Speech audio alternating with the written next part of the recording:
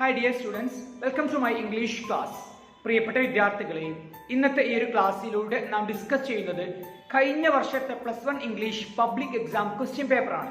അതായത് വ്യത്യസ്തമായ രീതിയിലുള്ള ചോദ്യങ്ങളും അവയ്ക്ക് എങ്ങനെ നമുക്ക് ആൻസർ ചെയ്യാം എന്നുള്ളതാണ് ഇന്നത്തെ ഈ ഒരു ക്ലാസ്സിലൂടെ നാം ഡിസ്കസ് ചെയ്യുന്നത്. ഓക്കെ, നമുക്ക് നമ്മുടെ ക്ലാസ്സിലേക്ക് പ്രവേശിക്കാം. Questions 1 to 8. Answer any 4 questions. Each carries 1 score. 1 മുതൽ 8 വരെയുള്ള ചോദ്യങ്ങളിൽ ഏതെങ്കിലും 4 ചോദ്യങ്ങൾക്ക് ആൻസർ എഴുതുക. ഓരോ ചോദ്യത്തിനും 1 മാർക്ക് വീതമാണ് ഉള്ളത്. Read the given except and answer the questions that follow. താഴെ തന്നിരിക്കുന്ന ഉദ്ധരണി വായിക്കുക, അതിന് ശേഷമുള്ള ചോദ്യങ്ങൾക്ക് ഉത്തരം എഴുതുക. You must be careful, this disease is most contagious. നീ വളരെ കെയർഫുൾ ആയിരിക്കണം, ഈ ഒരു അസുഖം വളരെ പെട്ടെന്ന് തന്നെ പകരുന്ന ഒരു അസുഖമാണ്. നമുക്കറിയാം, ദ സെറാങ് ഓഫ് റാണഗഞ്ചി എന്ന ചാപ്റ്ററിൽ ഡോക്ടർ AJ ക്രോണിൻ ഹസനോട് പറയുന്ന ഡയലോഗാണ് ഇവിടെ തന്നിട്ടുള്ളത്. ഓക്കെ, ഇനി നമുക്ക് ചോദ്യങ്ങൾ പരിശോധിക്കാം. First question, who does you refer to? ഇവിടെ യു എന്ന് പരാമർശിച്ചത് ആരെയാണ്? നമുക്കറിയാം, ഇവിടെ യു എന്നതുകൊണ്ട് ഉദ്ദേശിക്കുന്നത് ഹസനാണ്. അതായത് ഹസനോടാണ് ഡോക്ടർ AJ ക്രോണിൻ സംസാരിക്കുന്നത്. ഓക്കെ, നമുക്ക് ആൻസർ എഴുതാം. Hasan, the serang of Ranaganji. Okay, Hasan എന്ന് മാത്രം എഴുതിയാലും മാർക്ക് ലഭിക്കുന്നതാണ്. Then second question, who said these words? മുകളിൽ തന്നിരിക്കുന്ന ഈ ഒരു വാക്യങ്ങൾ പറഞ്ഞത് ആരാണ്? ഇവിടെ സംസാരിക്കുന്നത് ആരാണ്? നമുക്കറിയാം, ഇവിടെ സംസാരിക്കുന്നത് ഡോക്ടർ AJ ക്രോണിൻ ആണ്. ഓക്കെ, ആൻസർ എഴുതാം. Doctor AJ Cronin, the physician of Ranaganji. റാണഗഞ്ചിയിലെ physician, doctor. Okay, doctor AJ Cronin എന്ന് മാത്രം എഴുതിയാലും നമുക്ക് മാർക്ക് ലഭിക്കുന്നതാണ്. Then third question, which disease is mention here? ഇവിടെ പരാമർശിച്ചത് ഏത് അസുഖമാണ്? അതായത് ഏത് അസുഖത്തെക്കുറിച്ചാണ് ഇവിടെ പറയുന്നത്? നമുക്കറിയാം, സ്മാൾ പോക്സ്, അതായത് വസൂരി എന്ന അസുഖത്തെക്കുറിച്ചാണ് ഇവിടെ പരാമർശിക്കുന്നത്. ഓക്കെ, നമുക്ക് ആൻസർ എഴുതാം. സ്മാൾ പോക്സ്, വസൂരി. Then fourth question, in the poem to sleep the poet says, come blessed barrier between day and day. Come, വരൂ, blessed barrier between day and day, 2 പകലുകൾക്കിടയിലെ അനുഗ്രഹിക്കപ്പെട്ട തടസ്സമേ. ഇവിടെ തന്നിരിക്കുന്നത് 5ാം യൂണിറ്റിലെ 3ാം ചാപ്റ്ററായ ടു സ്ലീപ്പ് എന്ന കവിതയിൽ നിന്നുള്ള വരിയാണ് ഇവിടെ തന്നിട്ടുള്ളത്. നമുക്കറിയാം, ടു സ്ലീപ്പ് എന്ന കവിത പറയുന്നത് സ്ലീപ്പിനെ കുറിച്ച്, അതായത് ഉറക്കത്തെക്കുറിച്ചാണ് കവിത പറയുന്നത്. ഇവിടെ നമുക്കറിയാം, blessed barrier between day and day, 2 പകലുകൾക്കിടയിലെ അനുഗ്രഹിക്കപ്പെട്ട തടസ്സമേ എന്നതുകൊണ്ട് ഉദ്ദേശിക്കുന്നത് ഉറക്കത്തെയാണ്, സ്ലീപ്പിനെയാണ് ഇവിടെ ഉദ്ദേശിക്കുന്നത്. അതായത് കവി ഉറക്കത്തോടാണ് വരാൻ പറയുന്നത്. ദെൻ ക്വസ്റ്റ്യൻ നോക്കാം. Identify A figure of speech used in the above line. മുകളിൽ തന്നിരിക്കുന്ന ആ ഒരു വരിയിൽ ഉപയോഗിച്ചിട്ടുള്ള ഏതെങ്കിലും ഒരു ഫിഗർ ഓഫ് സ്പീച്ച് കണ്ടെത്തുക. ഒന്നിലധികം ഫിഗർ ഓഫ് സ്പീച്ച് ഈ ഒരു ലൈനിൽ ഉപയോഗിച്ചിട്ടുണ്ട്. അവ ഏതൊക്കെയാണ് എന്നുള്ളത് നമുക്ക് മനസ്സിലാക്കാം. First, personification. പെർസോണിഫിക്കേഷൻ എന്താണ് എന്നുള്ളത് നമുക്കറിയാം. ജീവനില്ലാത്ത വസ്തുക്കൾക്ക് ജീവനുള്ളതിൻ്റെ ക്വാളിറ്റിയെ കൊടുക്കുന്നതിനെയാണ് നാം പെർസോണിഫിക്കേഷൻ എന്ന് പറയുന്നത്. ഇവിടെ നോക്കുക, കം, വരൂ, blessed barrier between day and day. ഇവിടെ നമുക്കറിയാം, blessed barrier between day and day എന്നതുകൊണ്ട് ഉദ്ദേശിക്കുന്നത് സ്ലീപ്പ്, ഉറക്കമാണ്. അപ്പോൾ ഉറക്കത്തോടാണ് കവി വരാൻ പറയുന്നത്. അതായത് ഉറക്കത്തിനോടാണ് കവി സംസാരിക്കുന്നത്.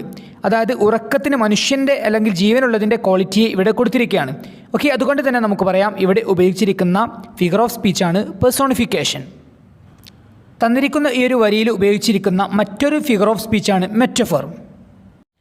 മെറ്റഫർ എന്താണ് എന്നുള്ളത് നമുക്കറിയാം. അതായത് ഒരേപോലെ അല്ലാത്ത 2 വസ്തുക്കളെയോ 2 സംഭവങ്ങളെയോ ഒന്ന് മറ്റൊന്നാണ് എന്ന് ഡയറക്റ്റായിട്ട് നേരിട്ട് പറയുന്നതിനെയാണ് നാം മെറ്റഫർ എന്ന് പറയുന്നത്. ഇവിടെ നോക്കുക, ഉറക്കത്തിനെയാണ് blessed barrier between day and day എന്നതുകൊണ്ട് ഉദ്ദേശിക്കുന്നത്. അതായത് ഉറക്കത്തിനെ 2 പകലുകൾക്കിടയിലെ അനുഗ്രഹിക്കപ്പെട്ട തടസ്സമാണ് എന്നാണ് കവി പറയുന്നത്. അതുകൊണ്ട് തന്നെ നമുക്കറിയാം, ഇവിടെ ഉപയോഗിച്ചിരിക്കുന്ന ഫിഗർ ഓഫ് സ്പീച്ചാണ് മെറ്റഫർ. ദെൻ അതുപോലെ തന്നെ ഇവിടെ തന്നിരിക്കുന്ന ഈ ഒരു ലൈനിൽ ഉപയോഗിച്ചിരിക്കുന്ന മറ്റൊരു ഫിഗർ ഓഫ് സ്പീച്ചാണ് ഓക്സിമോറോൺ. ഓക്സിമോറോൺ എന്താണ് എന്നുള്ളത് നമുക്കറിയാം. അതായത് പരസ്പരം യോജിക്കാത്ത, അതല്ലെങ്കിൽ പരസ്പരം ഓപ്പോസിറ്റ് ആയിട്ടുള്ള 2 വേർഡുകൾ അടുത്തടുത്തായിട്ട് വരുന്നതിനെയാണ് നാം ഓക്സിമോറോൺ എന്ന് പറയുന്നത്. ഇവിടെ തന്നിരിക്കുന്ന ഈ ഒരു ലൈന് നോക്കുക, ബ്ലെസ്ഡ് ബാരിയർ ബ്ലെസ്ഡ് മീൻസ് അനുഗ്രഹിക്കപ്പെട്ട, ബാരിയർ മീൻസ് തടസ്സം. നമുക്കറിയാം അനുഗ്രഹിക്കപ്പെട്ട എന്നുള്ളതും തടസ്സം എന്നുള്ളതും ഒരിക്കലും പരസ്പരം യോജിക്കാത്ത രണ്ട് വേർഡുകളാണ്. എന്നാൽ ഇവ അടുത്തടുത്തായിട്ടാണ് ഇവിടെ വന്നിട്ടുള്ളത്. ദെൻ നമുക്ക് പറയാം ഇവിടെ ഉപയോഗിച്ചിരിക്കുന്ന ഫിഗർ ഓഫ് സ്പീച്ചാണ് ഓക്സിമറോൺ. ഓക്സിമറോൺ എന്നാൽ പരസ്പരം യോജിക്കാത്ത അതല്ലെങ്കിൽ ഓപ്പോസിറ്റ് ആയിട്ടുള്ള രണ്ട് വേർഡുകൾ അടുത്തടുത്തായിട്ട് വരുന്നതിനെയാണ് നാം ഓക്സിമറോൺ എന്ന് പറയുന്നത്. ദെൻ തന്നിരിക്കുന്ന ഈ ഒരു ലൈനിൽ ഉപയോഗിച്ചിരിക്കുന്ന ഒരു പോയറ്റിക് ഡിവൈസാണ് അലിട്രേഷൻ. അലിട്രേഷൻ എന്താണ് എന്നുള്ളത് നമുക്കറിയാം. അതായത് തുടർച്ചയായിട്ട് കോൺസണന്റ് സൗണ്ട് റിപ്പീറ്റ് ചെയ്ത് വരുന്നതിനെയാണ് നാം അലിട്രേഷൻ എന്ന് പറയുന്നത്. ഇവിടെ നോക്കുക, ബ്ലെസ്ഡ് ബാരിയർ ബിറ്റ്വീൻ. ഇവിടെ ബ് എന്ന ശബ്ദം റിപ്പീറ്റ് ചെയ്ത് വന്നിരിക്കുകയാണ്. അതുകൊണ്ട് തന്നെ നമുക്ക് പറയാം ഇവിടെ ഈ ഒരു ലൈനിലുള്ള ഒരു പോയറ്റിക് ഡിവൈസാണ് അലിട്രേഷൻ. ദെൻ തന്നിരിക്കുന്ന ലൈനിലെ അവസാന ഭാഗം നോക്കുക, ഡേ ആൻഡ് ഡേ. ഇവിടെ ഡ എന്ന ശബ്ദം കോൺസണന്റ് ശബ്ദം റിപ്പീറ്റ് ചെയ്ത് വന്നിരിക്കുകയാണ്. ഇവിടെയും ഉപയോഗിച്ചിരിക്കുന്ന പോയറ്റിക് ഡിവൈസാണ് അലിട്രേഷൻ. അപ്പോൾ ഇവിടെ നാം ആൻസർ ചെയ്യുന്ന സമയത്ത് നമുക്ക് എഴുതാം ഫിഗർ ഓഫ് സ്പീച്ച് ആയിട്ടുള്ള പേഴ്സോണിഫിക്കേഷൻ അതല്ലെങ്കിൽ മെറ്റഫർ, ഓക്സിമോറോൺ ഇവയിൽ ഏതെങ്കിലും ഒന്ന് നമുക്ക് എഴുതാം. ഇനി പോയറ്റിക് ഡിവൈസ് ആയിട്ടുള്ള അലിട്രേഷൻ എഴുതിയാലും നമുക്ക് ഒരു മാർക്ക് ലഭിക്കുന്നതാണ്. ആൻസർ എഴുതുന്ന സമയത്ത് ഇവയിൽ ഏതെങ്കിലും ഒന്ന് മാത്രമാണ് നാം എഴുതേണ്ടത്.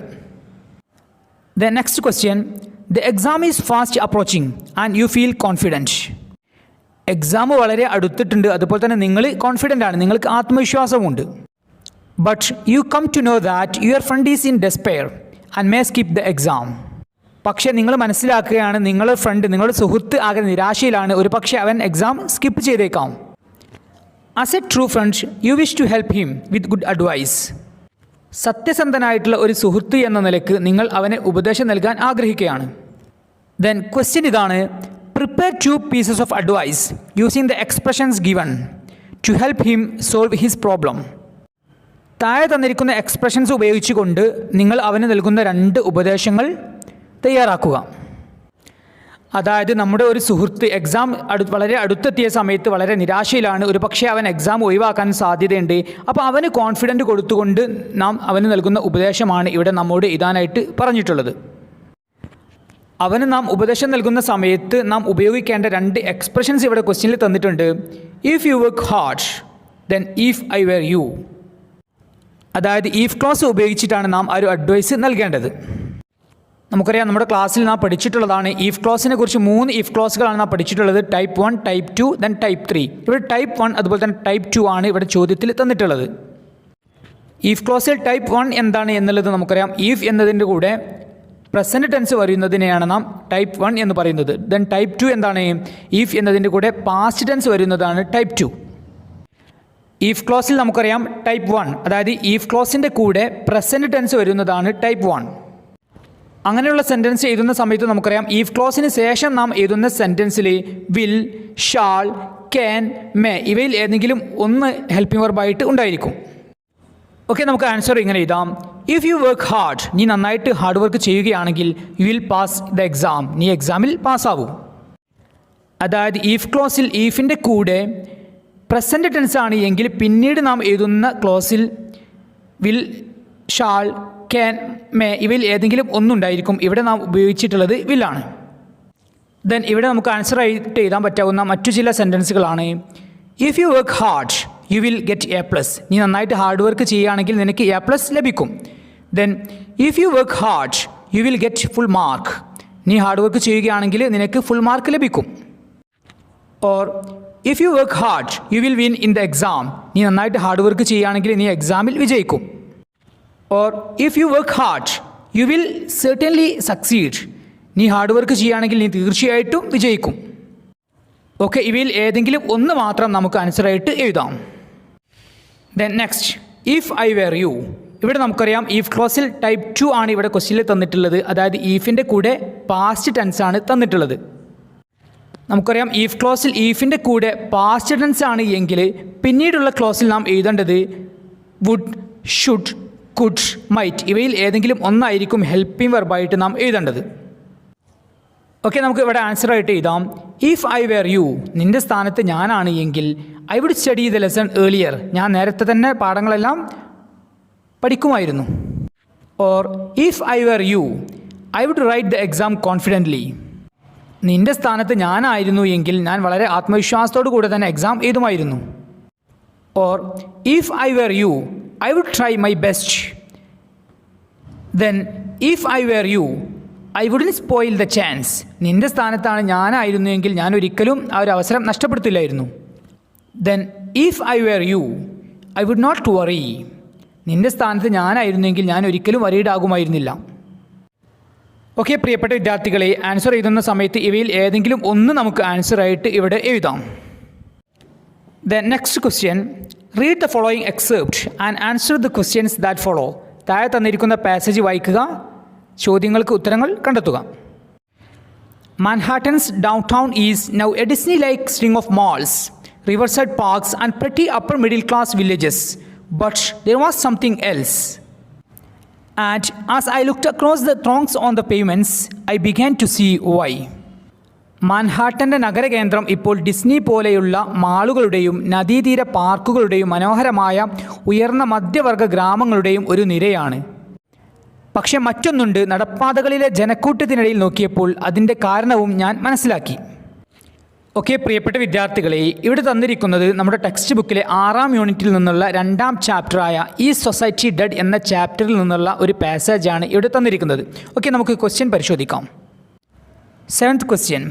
Which word in the passage means a large densely packed crowd of people or animals? മുകളിൽ തന്നിരിക്കുന്ന ഈ ഒരു പാസേജിൽ ആളുകളുടെയോ മൃഗങ്ങളുടെയോ വലിയ ഇടതൂർന്ന കൂട്ടം എന്ന് അർത്ഥമാക്കുന്ന വേർഡ് ഏതാണ് എന്നുള്ളതാണ് ചോദ്യം. തന്നിരിക്കുന്ന ഈ ഒരു പാസേജിൽ ഈ ഒരു മീനിങ് വരുന്ന വേർഡാണ് ത്രോങ്. ത്രോങ്സ് മീൻസ് ജനക്കൂട്ടം, അതല്ലെങ്കിൽ തിക്കും തിരക്കും എന്നുള്ള മീനിങ് ആണ് ത്രോങ്സ് എന്ന വേർഡിൻ്റെ മീനിങ്. ഓക്കെ, നമുക്ക് ആൻസർ ആയിട്ട് എഴുതാം throngs. The next question, identify the author of the passage.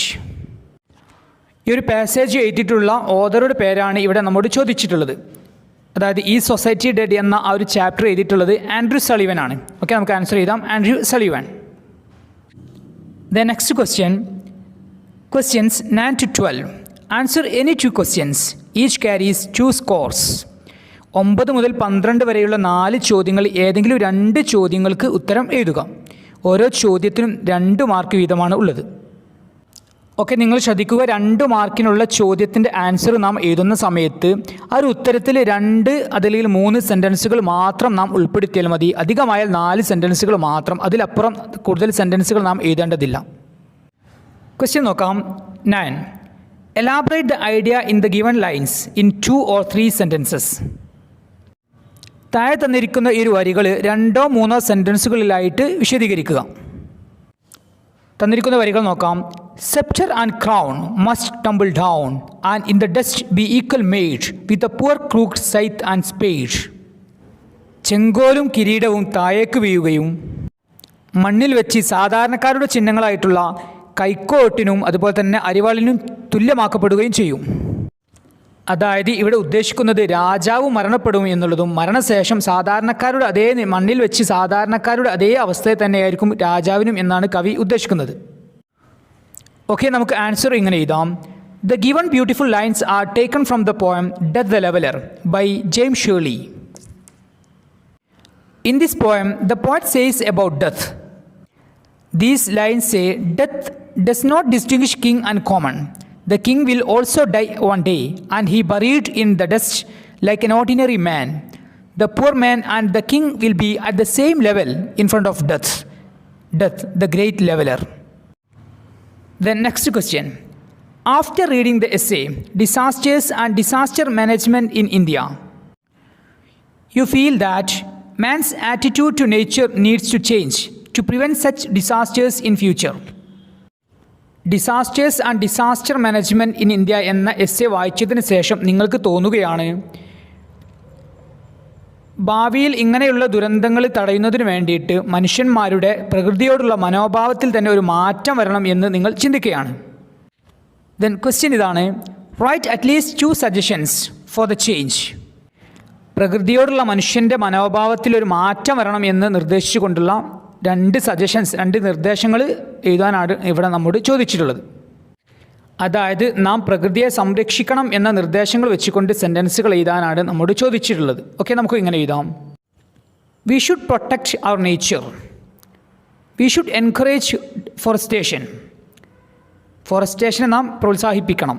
Then don't pollute nature, പ്രകൃതിയെ ഒരിക്കലും പൊല്യൂട്ട് ചെയ്യരുത്, നശിപ്പിക്കരുത്. Then we should avoid the use of പ്ലാസ്റ്റിക്കിൻ്റെ ഉപയോഗം നാം അവോയ്ഡ് ചെയ്യണം, ഒഴിവാക്കണം. വി ഷുഡ് സ്റ്റോപ്പ് ഡിഫോറസ്റ്റേഷൻ, വനനശീകരണത്തെ നാം തടയണം. We must be ready to face disasters as we cannot prevent them. ദുരന്തങ്ങൾ വരുന്ന സമയത്ത് നമുക്ക് തടയാൻ സാധിക്കില്ല എന്നതുകൊണ്ട് തന്നെ ദുരന്തങ്ങളെ തടയാൻ നാം എപ്പോഴും തയ്യാറായിരിക്കണം. ഓക്കെ, ഇവിടെ നാം ആൻസർ എഴുതുന്ന സമയത്ത് ഇവയിൽ ഏതെങ്കിലും 2 സജഷൻസ് നമുക്ക് ആൻസറായിട്ട് എഴുതാം. The next question number 11. Change the given sentences into indirect speech. താഴെ തന്നിരിക്കുന്ന സെൻറ്റൻസുകളെ ഇൻഡയറക്റ്റ് സ്പീച്ചിലേക്ക് മാറ്റി എഴുതുക. Greta, I thought you could make real peaches. Greta's father, no you have to go to the store for those. Okay, ഇവിടെ നമ്മോട് ചോദിച്ചിട്ടുള്ളത് ഗ്രേറ്റയുടെ ഫാദറിൻ്റെയും ഈ ഒരു ഡയലോഗുകളെ ഇൻഡയറക്റ്റ് സ്പീച്ചിലേക്ക് മാറ്റി എഴുതാനാണ് നമ്മോട് ചോദിച്ചിട്ടുള്ളത്. ഓക്കെ, നമുക്ക് ഇങ്ങനെ എഴുതാം. Greta told her father that she had thought he could make real peaches. Her father replied negatively by telling that she had to go to the store for those. Then next question. Your class is organizing a debate on the topic physical exercise and games are important in schools. Physical എക്സസൈസും അതുപോലെ തന്നെ ഗെയിംസും സ്കൂളുകളിൽ വളരെ പ്രധാനപ്പെട്ടതാണ് എന്ന വിഷയത്തെക്കുറിച്ച് നിങ്ങളുടെ ക്ലാസ്സിൽ ഒരു ഡിബേറ്റ് കണ്ടക്ട് ചെയ്യുകയാണ്. അതായത് സ്കൂളുകളിൽ ഫിസിക്കൽ എക്സസൈസും അതുപോലെ തന്നെ ഗെയിംസുകളും വേണം എന്ന വിഷയത്തെക്കുറിച്ച് ഒരു ഡിബേറ്റ് നമ്മുടെ ക്ലാസ്സിൽ കണ്ടക്ട് ചെയ്യുകയാണ്. ദെൻ ക്വസ്റ്റ്യൻ ഇതാണ്. Write 2 arguments supporting the statement. ഈ ഒരു സ്റ്റേറ്റ്മെൻറ്റിനെ സപ്പോർട്ട് ചെയ്തുകൊണ്ട് 2 വാദങ്ങൾ എഴുതി തയ്യാറാക്കുക. അതായത് സ്കൂളുകളിൽ ഫിസിക്കൽ എക്സസൈസ് അതുപോലെ തന്നെ ഗെയിംസ് എന്നിവ വേണം എന്ന് പറഞ്ഞുകൊണ്ട് 2 സെൻറ്റൻസുകൾ, അതിനെ സപ്പോർട്ട് ചെയ്തുകൊണ്ടുള്ള 2 സെൻറ്റൻസുകൾ എഴുതാനാണ് നമ്മോട് പറഞ്ഞിട്ടുള്ളത്. ഓക്കെ, നമുക്ക് ഇങ്ങനെ എഴുതാം. ഫിസിക്കൽ എക്സസൈസും അതുപോലെ തന്നെ ഗെയിംസും സ്കൂളുകളിൽ വേണം എന്നതിനെ സപ്പോർട്ട് ചെയ്തുകൊണ്ടുള്ള സെൻറ്റൻസുകൾ നമുക്ക് ഇങ്ങനെ എഴുതാം. Physical exercise makes one's body and mind healthy and fresh. Physical exercise, കായികാഭ്യാസം ഒരു വ്യക്തിയുടെ ശരീരവും മനസ്സും ആരോഗ്യമുള്ളതാക്കുന്നു. Then it helps the students to identify their talents. ഇത് കുട്ടികളെ അവരുടെ കഴിവുകളെ തിരിച്ചറിയാൻ അവരെ സഹായിക്കുന്നു. Then physical exercise prevents obesity in children. കായികാഭ്യാസം കുട്ടികളിലെ പൊണ്ണത്തടിയെ ഇല്ലാതാക്കുന്നു. Then physical exercise and games sharpen our brain. ശാരീരികാഭ്യാസവും അതുപോലെ തന്നെ ഗെയിംസ്, കളികളും നമ്മെ ബുദ്ധി കൂർമ്മതയുള്ളവരാക്കുന്നു. ഓക്കെ, ഇവിടെ നമ്മോട് ചോദിച്ചിട്ടുള്ളത് ഫിസിക്കൽ എക്സസൈസ് അതുപോലെ തന്നെ ഗെയിംസ് ഇവയെ സപ്പോർട്ട് ചെയ്തുകൊണ്ടുള്ള 2 ആർഗ്യുമെൻറ്റ്സ് ആണ് നമ്മോട് ചോദിച്ചിട്ടുള്ളത്. അപ്പോൾ ഇവിടെ നാം ആൻസർ എഴുതുന്ന സമയത്ത് ഇവയിൽപ്പെട്ട ഏതെങ്കിലും 2 മാത്രം നാം ആൻസറായിട്ട് എഴുതിയാൽ മതി. The next questions 13 to 20. Answer any 4 questions. Each carries 4 scores. 13 മുതൽ 20 വരെയുള്ള 8 ചോദ്യങ്ങളിൽ ഏതെങ്കിലും 4 ചോദ്യങ്ങൾക്ക് ആൻസർ എഴുതുക. ഓരോ ചോദ്യത്തിനും 4 മാർക്കാണുള്ളത്. ഓക്കെ, പ്രിയപ്പെട്ട വിദ്യാർത്ഥികളെ, 4 മാർക്കിൻ്റെ ആൻസർ നാം എഴുതുന്ന സമയത്ത് നമ്മുടെ ആൻസർ ഏകദേശം ആ ഒരു പേജിൻ്റെ പകുതിയെങ്കിലും ഉണ്ടായിരിക്കണം. ദെൻ ക്വസ്റ്റ്യൻ നോക്കാം. 13. What message does the poet convey through the lines given below. താഴെ തന്നിരിക്കുന്ന വരികളിലൂടെ കവി എന്ത് മെസ്സേജാണ് നൽകുന്നത്? തന്നിരിക്കുന്ന വരികൾ നോക്കാം. If thou art worn and heart beset with sorrows that thou wouldst forget, if thou wouldst read a lesson that will keep thy heart from fainting and thy soul from sleep, go to the woods and hills, no tears dim the sweet look that nature wears. Okay, പ്രിയപ്പെട്ട വിദ്യാർത്ഥികളെ, ഇവിടെ ചോദ്യത്തിൽ തന്നിട്ടുള്ള ഈ ഒരു വരികൾ നമ്മുടെ text ബുക്കിലെ 3ാം യൂണിറ്റിൽ നിന്നുള്ള 1ാം ചാപ്റ്ററായ സൺറൈസ് ഓൺ ദ ഹിൽസ് എന്ന കവിതയിൽ നിന്നുള്ള ഏതാനും വരികളാണ് ഇവിടെ ചോദ്യത്തിൽ തന്നിട്ടുള്ളത്. സൺറൈസ് ഓൺ ദ ഹിൽസ് എന്ന കവിതയിലൂടെ കവി പറയുന്നത് നേച്ചറിനെ കുറിച്ച്, പ്രകൃതിയെക്കുറിച്ചാണ് കവി പറയുന്നത്. ദെൻ ഇവിടെ തന്നിരിക്കുന്ന വരികൾ നമുക്ക് നോക്കാം. If thou art worn and heart beset, നിങ്ങൾ എന്തെങ്കിലും വിഷമത്തിലാണ് എങ്കിൽ, with sorrows that thou wouldst forget, ആ ഒരു ബുദ്ധിമുട്ടുകൾ, ആ ഒരു വിഷമങ്ങൾ നിങ്ങൾ മറക്കണമെന്നുണ്ടെങ്കിൽ, then if thou wouldst read a lesson, നിങ്ങൾക്കൊരു പുസ്തകം വായിക്കണം എന്നുണ്ടെങ്കിൽ, that will keep thy heart from fainting and thy soul from sleep, ആ ഒരു വായന നിങ്ങളുടെ വിഷമങ്ങളെല്ലാം മാറ്റാൻ നിങ്ങളെ സഹായിക്കും എന്നുണ്ടെങ്കിൽ go to the woods and hills. പ്രകൃതിയിലേക്ക് പോവുക. No tears dim that sweet look that nature wears. പ്രകൃതിയുടെ ഭംഗിയെ ഇല്ലാതാക്കുന്ന ഒരു കണ്ണീരും ഇല്ല. അതായത് കവി ഈ ഒരു ലൈനുകളിലൂടെ നമ്മോട് പറയുന്നത്, നാം വലിയ വിഷമത്തിൽ മാനസികമായിട്ടുള്ള ബുദ്ധിമുട്ടിലാണ് എങ്കിൽ, അതുപോലെ തന്നെ നമുക്ക് നല്ലൊരു പുസ്തകം വായിക്കണം എന്നുണ്ടെങ്കിൽ എങ്ങോട്ട് പോയാൽ മതി? പ്രകൃതിയിലേക്ക് പോയാൽ മതി. നമ്മുടെ എല്ലാ വിഷമങ്ങളും മാറാൻ പ്രകൃതി നമ്മെ സഹായിക്കും എന്നാണ് കവി ഈ ഒരു ലൈനുകളിലൂടെ കവി നമ്മോട് പറയുന്നത്. ഓക്കെ പ്രിയപ്പെട്ട വിദ്യാർത്ഥികളെ, നമുക്ക് ആൻസർ ഇങ്ങനെ എഴുതാം. അതായത് ഇതിലൂടെ പറയുന്നത്, നാം വലിയ വിഷമത്തിലും മാനസികമായിട്ടുള്ള വലിയ ബുദ്ധിമുട്ടിലുമാണ് എങ്കിൽ, അതുപോലെ തന്നെ നമുക്കൊരു പുസ്തകം വായിക്കണം എന്നുണ്ടെങ്കിൽ, മനസ്സമാധാനത്തോടു കൂടി ഒരു പുസ്തകം വായിക്കണം എന്നുണ്ടെങ്കിൽ നാം പ്രകൃതിയിലേക്ക് പോയാൽ മതി. നമ്മുടെ എല്ലാ പ്രശ്നങ്ങളെയും കുറക്കാനും അതുപോലെ തന്നെ ഇല്ലാതാക്കാനും പ്രകൃതിക്ക് സാധിക്കും എന്നാണ് ഈ ഒരു കവിതയിലൂടെ, ഈ ഒരു ലൈനിലൂടെ കവി നമ്മോട് പറയുന്നത്. അതായത് മാനസികമായിട്ടുള്ള ബുദ്ധിമുട്ടുകൾ നേരിടുന്ന സമയത്ത് നമുക്ക് സന്തോഷം കണ്ടെത്തുന്നതിന് വേണ്ടിയിട്ട് നാം എങ്ങോട്ട് പോയാൽ മതി? പ്രകൃതിയിലേക്ക് പോയാൽ മതി എന്നാണ് കവി നമ്മോട് പറയുന്നത്. The next question number 14. Why? Naturally it is I. തീർച്ചയായിട്ടും അത് ഞാൻ തന്നെയാണ്. These words show that Hassan is ever ready to shoulder any responsibilities happily. ഹസൻ്റെ ഈ ഒരു വാക്കുകൾ കാണിക്കുന്നത് ഏതൊരു റെസ്പോൺസിബിലിറ്റി, ഏതൊരു ഉത്തരവാദിത്തങ്ങളും വളരെ സന്തോഷത്തോടു കൂടി ഏറ്റെടുക്കാൻ ഹസൻ തയ്യാറാണ് എന്നാണ് ഇത് കാണിക്കുന്നത്. അതായത് ദ സെറാങ് ഓഫ് റാണഗഞ്ചി എന്ന ഒരു ചാപ്റ്ററിൽ റാണഗഞ്ചി എന്ന കപ്പലിൽ ഏതാനും ചില ജോലിക്കാർക്ക് സ്മാൾ പോക്സ്, വസൂരി എന്ന അസുഖം പിടിപെടുന്ന സമയത്ത് ഡോക്ടർ എ.ജെ. ക്രോണിൻ ചോദിക്കുന്നുണ്ട്, ഈ ഒരു സമയത്ത് എന്നെ ആരായിരിക്കും സഹായിക്കുക എന്ന് ഡോക്ടർ എ.ജെ. ക്രോണിൻ ചോദിക്കുന്ന സമയത്ത് തീർച്ചയായിട്ടും ഞാൻ തന്നെയാണ് നിങ്ങൾ സഹായിക്കുക എന്ന് ഹസൻ വളരെ സന്തോഷത്തോടു കൂടെ പറയുന്നുണ്ട്. ഹസൻ പറഞ്ഞിട്ടുള്ള ഈ ഒരു വാക്കുകളിലൂടെ നമുക്ക് മനസ്സിലാകുന്നത്, ഏത് വലിയ ഉത്തരവാദിത്തങ്ങളും എത്ര വലിയ റിസ്ക് ഉള്ള ജോലിയും വളരെ സന്തോഷത്തോടു കൂടി ഏറ്റെടുക്കാൻ ഹസൻ തയ്യാറാണ് എന്നാണ് ഹസൻ്റെ ഈ ഒരു വാക്കുകളിലൂടെ നമുക്ക് ഹസനെക്കുറിച്ച് മനസ്സിലാകുന്നത്. ദെൻ ക്വസ്റ്റ്യൻ ഇതാണ്, ആസ് എ റെസ്പോൺസിബിൾ സിറ്റിസൺ, ഉത്തരവാദിത്തമുള്ള ഒരു പൗരൻ എന്ന നിലക്ക് you might also have volunteered in similar situations in your life. നിങ്ങളുടെ ജീവിതത്തിലും ഇതുപോലെയുള്ള ദുഷ്കരമായിട്ടുള്ള സാഹചര്യങ്ങളിൽ നിങ്ങളും ഇതേപോലെയുള്ള സേവനങ്ങൾ ചെയ്തിട്ടുണ്ടായേക്കാം. Then narrate one such incident in a paragraph. ഇതുപോലെ നിങ്ങൾ സേവനം ചെയ്തിട്ടുള്ള ആ ഒരു സംഭവം വിവരിക്കുക. ഓക്കെ, ഇവിടെ നാം ആൻസർ എഴുതുന്ന സമയത്ത് ശ്രദ്ധിക്കുക, നമ്മുടെ ജീവിതത്തിൽ ഇങ്ങനെയുള്ള അനുഭവങ്ങളും ഇങ്ങനെയുള്ള കാര്യങ്ങൾ നാം ചെയ്തിട്ടുണ്ട് എങ്കിലും ഇല്ല എങ്കിലും ഇവിടെ നാം ആൻസർ എഴുതേണ്ടതായിട്ടുണ്ട്. ദെൻ ഇന്നത്തെ കോവിഡ് സാഹചര്യവുമായി ബന്ധപ്പെട്ട് നമ്മുടെ ജീവിതത്തിൽ നാം ഇങ്ങനെയുള്ള സഹായങ്ങൾ ആർക്കെങ്കിലും ചെയ്തിട്ടുണ്ട് എന്ന രൂപത്തിൽ നമുക്ക് ആൻസർ ഇങ്ങനെ എഴുതാം.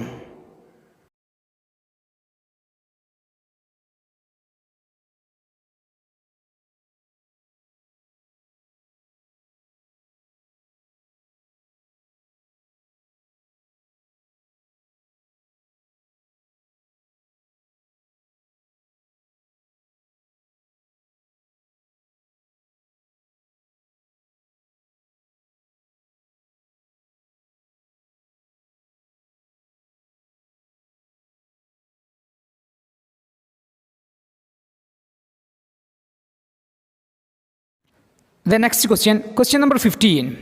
Imagine that the village or city you live in has many tourist attractions. നിങ്ങൾ ജീവിക്കുന്ന ഗ്രാമത്തിലോ അല്ലെങ്കിൽ സിറ്റിയിലോ ടൂറിസ്റ്റുകൾ അട്രാക്റ്റ് ചെയ്യുന്ന ധാരാളം സ്ഥലങ്ങളുണ്ട് എന്ന് നിങ്ങൾ ഇമാജിൻ ചെയ്യുക. And you wish to publish travel info on your Facebook page so that your friends or other tourist will benefit from the information. അങ്ങനെ നമ്മുടെ നാട്ടിലുള്ള ടൂറിസ്റ്റുകൾ അട്രാക്റ്റ് ചെയ്യുന്ന സ്ഥലങ്ങളെക്കുറിച്ചുള്ള ഒരു ട്രാവൽ ഇൻഫോ നമ്മുടെ ഫേസ്ബുക്ക് പേജിൽ നാം പബ്ലിഷ് ചെയ്യാൻ ആഗ്രഹിക്കുകയാണ്. ദെൻ ക്വസ്റ്റ്യൻ ഇതാണ്, പ്രിപ്പയർ ദ സെയിം. ആ ഒരു ട്രാവൽ ഇൻഫോ തയ്യാറാക്കുക. അതായത് നമ്മുടെ നാട്ടിലുള്ള ഏതെങ്കിലും ഒരു ടൂറിസ്റ്റ് ഡെസ്റ്റിനേഷനെ കുറിച്ചുള്ള ഒരു ട്രാവൽ ഇൻഫോ തയ്യാറാക്കുക. ഒരു ട്രാവൽ ഇൻഫോ എന്താണ് എന്നുള്ളത് നമുക്കറിയാം. അതായത് ഏതെങ്കിലും അട്രാക്റ്റീവ് ആയിട്ടുള്ള ഒരു സ്ഥലത്തെക്കുറിച്ചുള്ള വിവരണത്തെയാണ് നാം ട്രാവൽ ഇൻഫോ എന്ന് പറയുന്നത്. അതായത് ആ ഒരു സ്ഥലത്തിൻ്റെ പേര്, ദെൻ അവിടെയുള്ള കാഴ്ചകൾ, ദെൻ നമുക്ക് എങ്ങനെ അവിടെ എത്തിച്ചേരാം, ദെൻ അവിടെയുള്ള ഭക്ഷണം തുടങ്ങിയ കാര്യങ്ങളൊക്കെ ഉൾക്കൊള്ളുന്നതാണ് ഒരു ട്രാവൽ ഇൻഫോ. ദെൻ ഇവിടെ നാം വയനാട് എന്ന സ്ഥലത്തിനെ കുറിച്ചുള്ള ഒരു ട്രാവൽ ഇൻഫോയാണ് തയ്യാറാക്കുന്നത് എങ്കിൽ നമുക്ക് ഇങ്ങനെ എഴുതാം. ഒരു ട്രാവൽ ഇൻഫോ നാം തയ്യാറാക്കുന്ന സമയത്ത് ശ്രദ്ധിക്കേണ്ട കാര്യങ്ങളാണ്: നല്ലൊരു ടൈറ്റിൽ എഴുതുക, ദെൻ ആ ഒരു സ്ഥലത്തെക്കുറിച്ചുള്ള വിവരണം, ദെൻ ഏത് സമയത്ത് നമുക്ക് അവിടെ എത്തിച്ചേരണം, ദെൻ എങ്ങനെ നമുക്ക് ആ ഒരു സ്ഥലത്ത് എത്തിച്ചേരാം, ദെൻ അവിടെയുള്ള ഭക്ഷണം, ദെൻ തുടങ്ങിയ കാര്യങ്ങളൊക്കെ ഉൾക്കൊള്ളുന്നതാണ് ഒരു ട്രാവൽ ഇൻഫോ. ഓക്കെ, നമുക്ക് ഈ രീതിയിൽ നമുക്ക് ട്രാവൽ ഇൻഫോ തയ്യാറാക്കാം.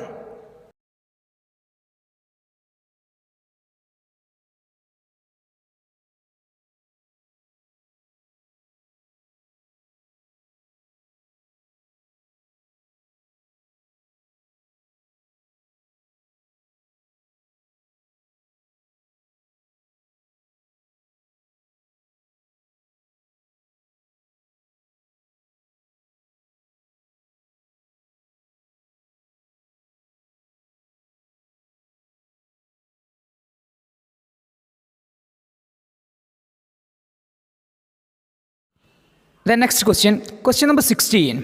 His call of action was twofold. അദ്ദേഹം നമ്മോട് ആഹ്വാനം ചെയ്തത് 2 കാര്യങ്ങൾ പ്രവർത്തിക്കാനായിരുന്നു.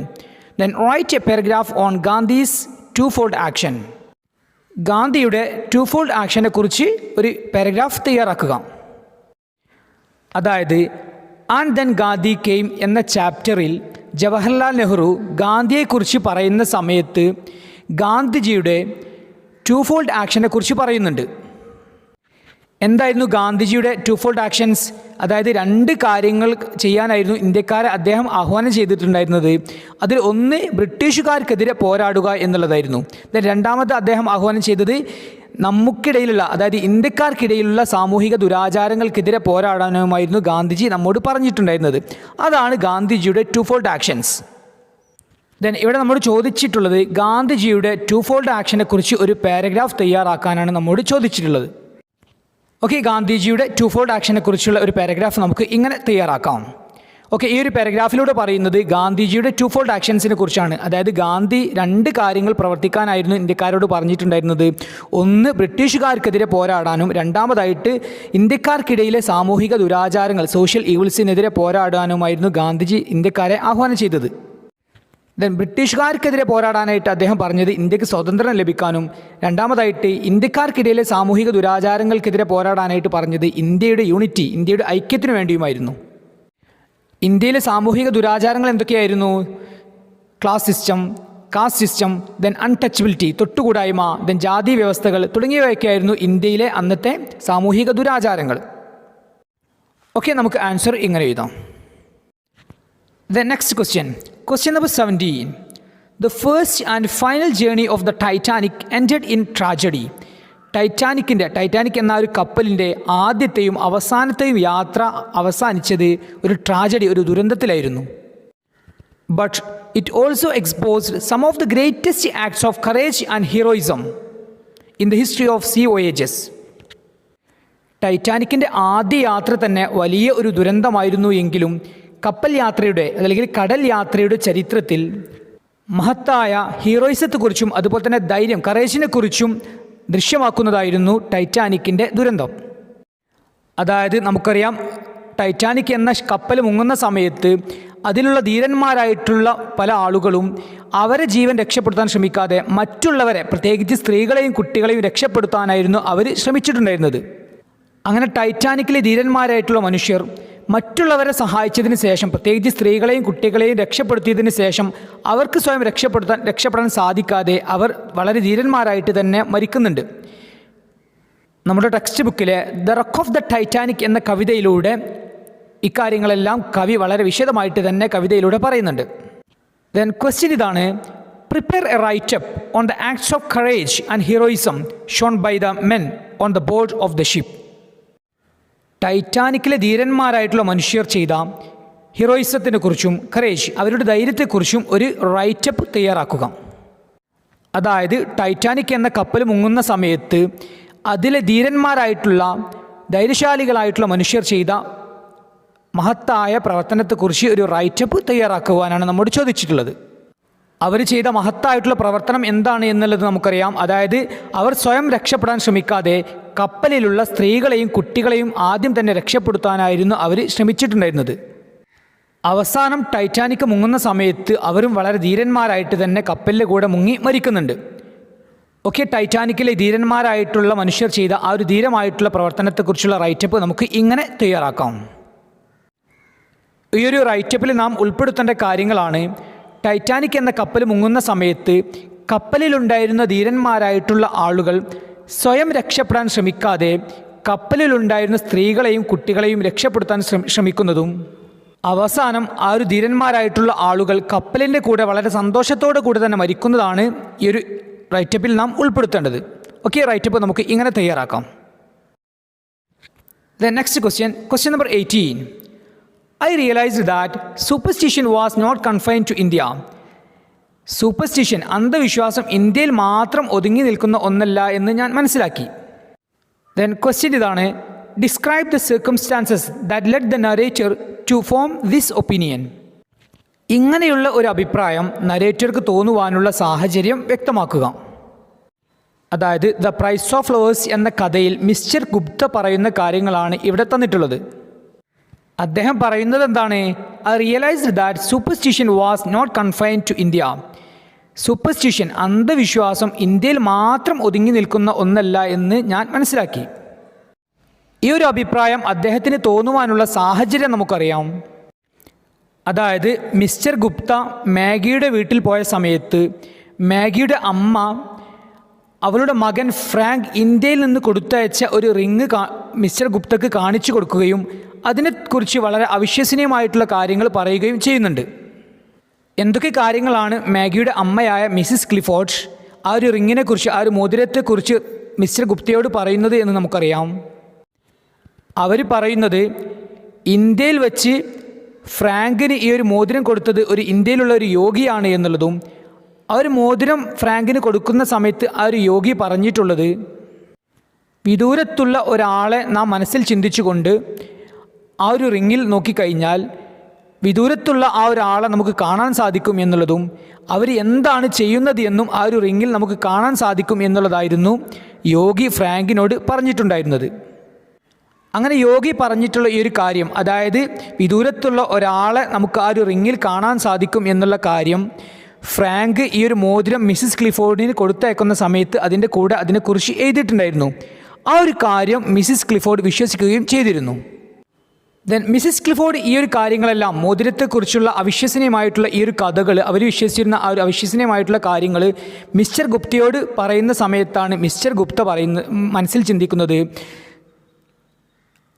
Superstition was not confined to India. Superstition, അന്ധവിശ്വാസം ഇന്ത്യയിൽ മാത്രം ഒതുങ്ങി നിൽക്കുന്ന ഒന്നല്ല, അത് ഇംഗ്ലണ്ടിലുമുണ്ട് എന്ന് അദ്ദേഹം തിരിച്ചറിയുന്നുണ്ട്. ദെൻ ഈ ഒരു കാര്യങ്ങളൊക്കെയാണ് ഇതിന് ആൻസർ എഴുതുന്ന സമയത്ത് ആ ഒരു ആൻസറിൽ, ആ ഒരു ഉത്തരത്തിൽ നാം ഉൾപ്പെടുത്തേണ്ടത്. ഓക്കെ, നമുക്ക് ആൻസർ ഇങ്ങനെ എഴുതാം. ഈ ഒരു ആൻസറിൽ നാം ഉൾപ്പെടുത്തേണ്ടത് മാഗിയുടെ അമ്മയായ മിസ്സിസ് ക്ലിഫോർഡിൻ്റെ സൂപ്പർസ്റ്റിഷൻ, അന്ധവിശ്വാസത്തെക്കുറിച്ചാണ്. അവരുടെ മകനായിട്ടുള്ള ഫ്രാങ്ക് ഇന്ത്യയിൽ നിന്ന് അവർക്ക് കൊടുത്തയച്ചിട്ടുള്ള ആ ഒരു റിങ്ങിനെക്കുറിച്ചുള്ള അവരുടെ അവിശ്വസനീയമായിട്ടുള്ള വിശ്വാസങ്ങളാണ് ഈ ഒരു ആൻസറിൽ നാം ഉൾപ്പെടുത്തേണ്ടത്. ഓക്കെ, നമുക്ക് ആൻസർ ഇങ്ങനെ എഴുതാം. The next question number 19. The passage given below contains a few errors. താഴെ തന്നിരിക്കുന്ന പാസേജിൽ ചില തെറ്റുകളുണ്ട്. Identify the errors and edit appropriately. താഴെയുള്ള പാസേജിലെ തെറ്റുകൾ കണ്ടെത്തുകയും അവ ശരിയാക്കി എഡിറ്റ് ചെയ്യുകയും ചെയ്യുക. ദെൻ തന്നിരിക്കുന്ന പാസേജ് ഇതാണ്: What is unique about cyberspace are that it liberates us in the tyranny of power structures where everyone live by the rule of majority. Okay, തന്നിരിക്കുന്ന ഈ ഒരു പാസേജിൽ ഏതൊക്കെ സ്ഥലങ്ങളിലാണ് മിസ്റ്റേക്ക് വന്നത് എന്ന് നമുക്ക് മനസ്സിലാക്കാൻ ശ്രമിക്കാം. First, what is unique about cyber space? Are എന്നല്ല വരിക, ഈസ് എന്നായിരിക്കും ഇവിടെ വരിക. അതിനുള്ള കാരണം നമുക്കറിയാം. അതായത് ഇംഗ്ലീഷിൽ നാം ഒരു സെൻറ്റൻസ് എഴുതുന്ന സമയത്ത് സബ്ജക്റ്റ് സിംഗുലർ ആണ് എങ്കിൽ വെർബും സിംഗുലർ ആയിരിക്കണം. സബ്ജക്റ്റ് പ്ലൂരൽ, ഒന്നിലധികമാണെങ്കിൽ വെർബും പ്ലൂരൽ ആയിരിക്കണം. അതായത് ഹി ഈസ് എന്നായിരിക്കും പറയുക, ഹി ആർ എന്ന് പറയില്ല. കാരണം ഹി സിംഗുലർ ആയതുകൊണ്ട് തന്നെ അതിൻ്റെ കൂടെ വരുന്ന വെർബും ഈസ് സിംഗുലർ ആയിരിക്കണം. ആർ എന്നത് പ്ലൂരൽ, ഒന്നിലധികമാണ്, അതുകൊണ്ട് തന്നെ ഹി ഈസ് എന്നാണ് പറയുക, ഹി ആർ എന്ന് പറയില്ല. ദെൻ തന്നിരിക്കുന്ന ഈ ഒരു പാസേജ് നോക്കുക. What is unique about cyber space? ഇതാണ് ഇവിടെ സബ്ജക്റ്റ് ആയിട്ട് വരുന്നത്. മലയാളത്തിൽ പറയുകയാണെങ്കിൽ സൈബർ ഇടത്തിൻ്റെ പ്രത്യേകത. ദെൻ ഈ ഒരു സബ്ജക്റ്റ് സിംഗുലർ ആയതുകൊണ്ട് തന്നെ ഇതിൻ്റെ കൂടെ വരുന്ന വേർബും സിംഗുലർ ആയിരിക്കണം. അതുകൊണ്ട് തന്നെ ഇവിടെ ആർ എന്ന് യോജിക്കില്ല, ഇവിടെ ഈസ് എന്നാണ് യോജിക്കുക. അപ്പോൾ നമുക്ക് എഴുതാം what is unique about cyber space is that.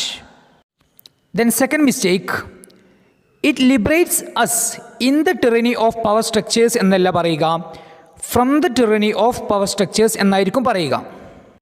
Meaning ആയിട്ട് വരുന്നത് അധികാര ഘടനകളുടെ സ്വജാധിപത്യത്തിൽ നിന്ന് അത് നമ്മെ മോചിപ്പിക്കുന്നു. അപ്പോൾ ഇവിടെ in the tyranny of power structures എന്നല്ല പറയുക, from the tyranny of power structures എന്നായിരിക്കും പറയുക. ദെൻ മൂന്നാമത്തെ മിസ്റ്റേക്ക് നോക്കാം, where every one live. Okay, every one live എന്നല്ല പറയുക, എവരി വൺ ലിവ്സ് എന്നായിരിക്കും പറയുക. അതായത് ആദ്യ മിസ്റ്റേക്കിൽ നാം പറഞ്ഞതുപോലെ തന്നെ ഇംഗ്ലീഷിലെ ഒരു സെൻറ്റൻസിൽ സബ്ജക്റ്റ് സിംഗുലർ ആണെങ്കിൽ വേർബും സിംഗുലർ ആയിരിക്കണം, സബ്ജക്റ്റ് പ്ലൂരൽ ആണെങ്കിൽ വേർബും പ്ലൂരൽ ആയിരിക്കണം. ഇവിടെ സബ്ജക്റ്റ് ആയിട്ട് വരുന്നത് എവരി വൺ എന്നുള്ളതാണ്. ഓക്കെ, എവരി വൺ എന്നുള്ളത് ഇംഗ്ലീഷിൽ സിംഗുലർ ആയിട്ടാണ് പരിഗണിക്കുന്നത്, അതുകൊണ്ട് തന്നെ അതിൻ്റെ കൂടെ വരുന്ന വേർബും സിംഗുലർ ആയിരിക്കണം. ഇവിടെ എവരി വൺ എന്നതിൻ്റെ കൂടെ വരുന്ന വേർബ് ഏതാണ്? ലിവ് എന്നുള്ളതാണ്. ഓക്കെ, ലിവ് എന്നത് സിംഗുലർ ആണോ പ്ലൂരൽ ആണോ?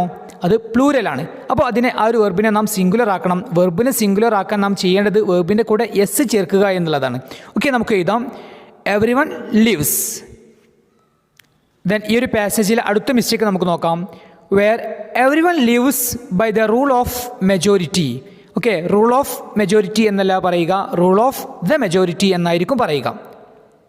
ഓക്കെ, തന്നിരിക്കുന്ന ഈ ഒരു ക്വസ്റ്റ്യനിൽ ഒരു പാസേജിനെ എഡിറ്റ് ചെയ്തുകൊണ്ട് നമുക്ക് ഇങ്ങനെ എഴുതാം, what is unique about cyber space is that it liberates us from the tyranny of power structures where every one lives by the rule of the majority.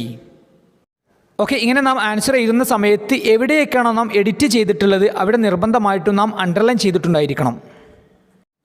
Then ഇങ്ങനെയുള്ള ചോദ്യങ്ങൾക്ക് നാം ആൻസർ എഴുതുന്ന സമയത്ത് തന്നിരിക്കുന്ന ആ ഒരു പാസേജ് എഡിറ്റ് ചെയ്ത് ഇതേ രൂപത്തിൽ തന്നെ എഴുതണം എന്ന് നിർബന്ധമില്ല. മിസ്റ്റേക്ക് വന്നിട്ടുള്ള, അതായത് എറേഴ്സ്, തെറ്റുകൾ വന്നിട്ടുള്ള ആ ഒരു വേർഡുകൾ മാറ്റിയിട്ട് അത് ശരിയാക്കിയിട്ട് ഇതേ രൂപത്തിൽ എഴുതിയാലും നമുക്ക് മാർക്ക് ലഭിക്കുന്നതാണ്. ഓക്കെ, നമുക്ക് ഇങ്ങനെയും ആൻസർ എഴുതാം, is, from, lives, the. The next question number 20. How does James Shirley establish death as A leveller in the poem Death the leveller? Death the leveller എന്ന കവിതയിൽ ജെയിംസ് ഷേർലി എങ്ങനെയാണ് മരണത്തെ ലെവലറായിട്ട് സമർത്ഥിക്കുന്നത്? നമുക്കറിയാം, ഡെത്ത് ദ ലെവലർ എന്ന കവിതയിൽ ജെയിംസ് ഷേർലി പറയുന്നത് മരണത്തെക്കുറിച്ചാണ്. മരണം ഒരു ലെവലർ, ഒരു നിരപ്പാക്കുന്നയാളാണ് എന്നാണ് കവി പറയുന്നത്. അതായത് എല്ലാവരെയും നിരപ്പാക്കുന്ന ഒരു ലെവലറാണ് മരണം എന്നാണ് James Shirley death the leveller എന്ന കവിതയിലൂടെ പറയുന്നത്. ഈ ഒരു കാര്യം സമർത്ഥിക്കുന്നതിന് വേണ്ടി, അതായത് മരണം നിരപ്പാക്കുന്നയാളാണ്, അതല്ലെങ്കിൽ ലെവലറാണ് എന്ന് സമർത്ഥിക്കുന്നതിന് വേണ്ടി അദ്ദേഹം പറയുന്ന കാര്യങ്ങൾ എല്ലാ ആളുകളും മരണപ്പെടും എന്നുള്ളതും മരണത്തിന് മുമ്പിൽ എല്ലാവരും തുല്യരാണ് എന്നുള്ളതും, അതായത് രാജാവും സാധാരണക്കാരനും പണക്കാരനും പാവപ്പെട്ടവനും ഉയർന്നവനും താഴ്ന്നവനും എല്ലാവരും മരണപ്പെടും എന്നുള്ളതും മരണത്തെ തടുക്കാൻ ആർക്കും സാധിക്കില്ല എന്നുള്ളതും മരണത്തോടു കൂടെ തന്നെ എല്ലാവരും മണ്ണിൽ വെച്ച് സമന്മാരാക്കപ്പെടുന്നു തുടങ്ങിയ കാര്യങ്ങളൊക്കെയാണ് ജെയിംസ് ഷേർലി മരണം ഒരു ലെവലർ, ഒരു നിരപ്പാക്കുന്നയാളാണ് എന്ന് സമർപ്പിക്കുന്നതിന് വേണ്ടി അദ്ദേഹം പറയുന്നത്. ഓക്കെ, ഇതിനുള്ള ആൻസർ നമുക്ക് ഇങ്ങനെ എഴുതാം. ഈ ഒരു ആൻസറിൽ നാം ഉൾപ്പെടുത്തേണ്ടത് ജെയിംസ് ഷേർലി മരണത്തെക്കുറിച്ച് പറഞ്ഞിട്ടുള്ള കാര്യങ്ങളാണ്. അതായത് മരണം ഒരു ലെവലറാണ്, എല്ലാവരെയും സമന്മാരാക്കുന്ന ഒന്നാണ് മരണം എന്ന് സമർത്ഥിക്കുന്നതിന് വേണ്ടി അദ്ദേഹം ഈ ഒരു കവിതയിലൂടെ പറഞ്ഞിട്ടുള്ള കാര്യങ്ങളാണ് ഈ ഒരു ആൻസറിൽ നാം ഉൾപ്പെടുത്തേണ്ടത്. ഓക്കെ, ഡെത്ത് ദ ലെവലർ എന്ന കവിതയെ നാം വിശദീകരിക്കുന്ന സമയത്ത് ഇവയെല്ലാം വളരെ വിശദമായിട്ട് തന്നെ നാം ഡിസ്കസ് ചെയ്തിട്ടുണ്ടായിരുന്നു. Questions 21 to 28. Answer any 4 questions. Each carries 5 scores.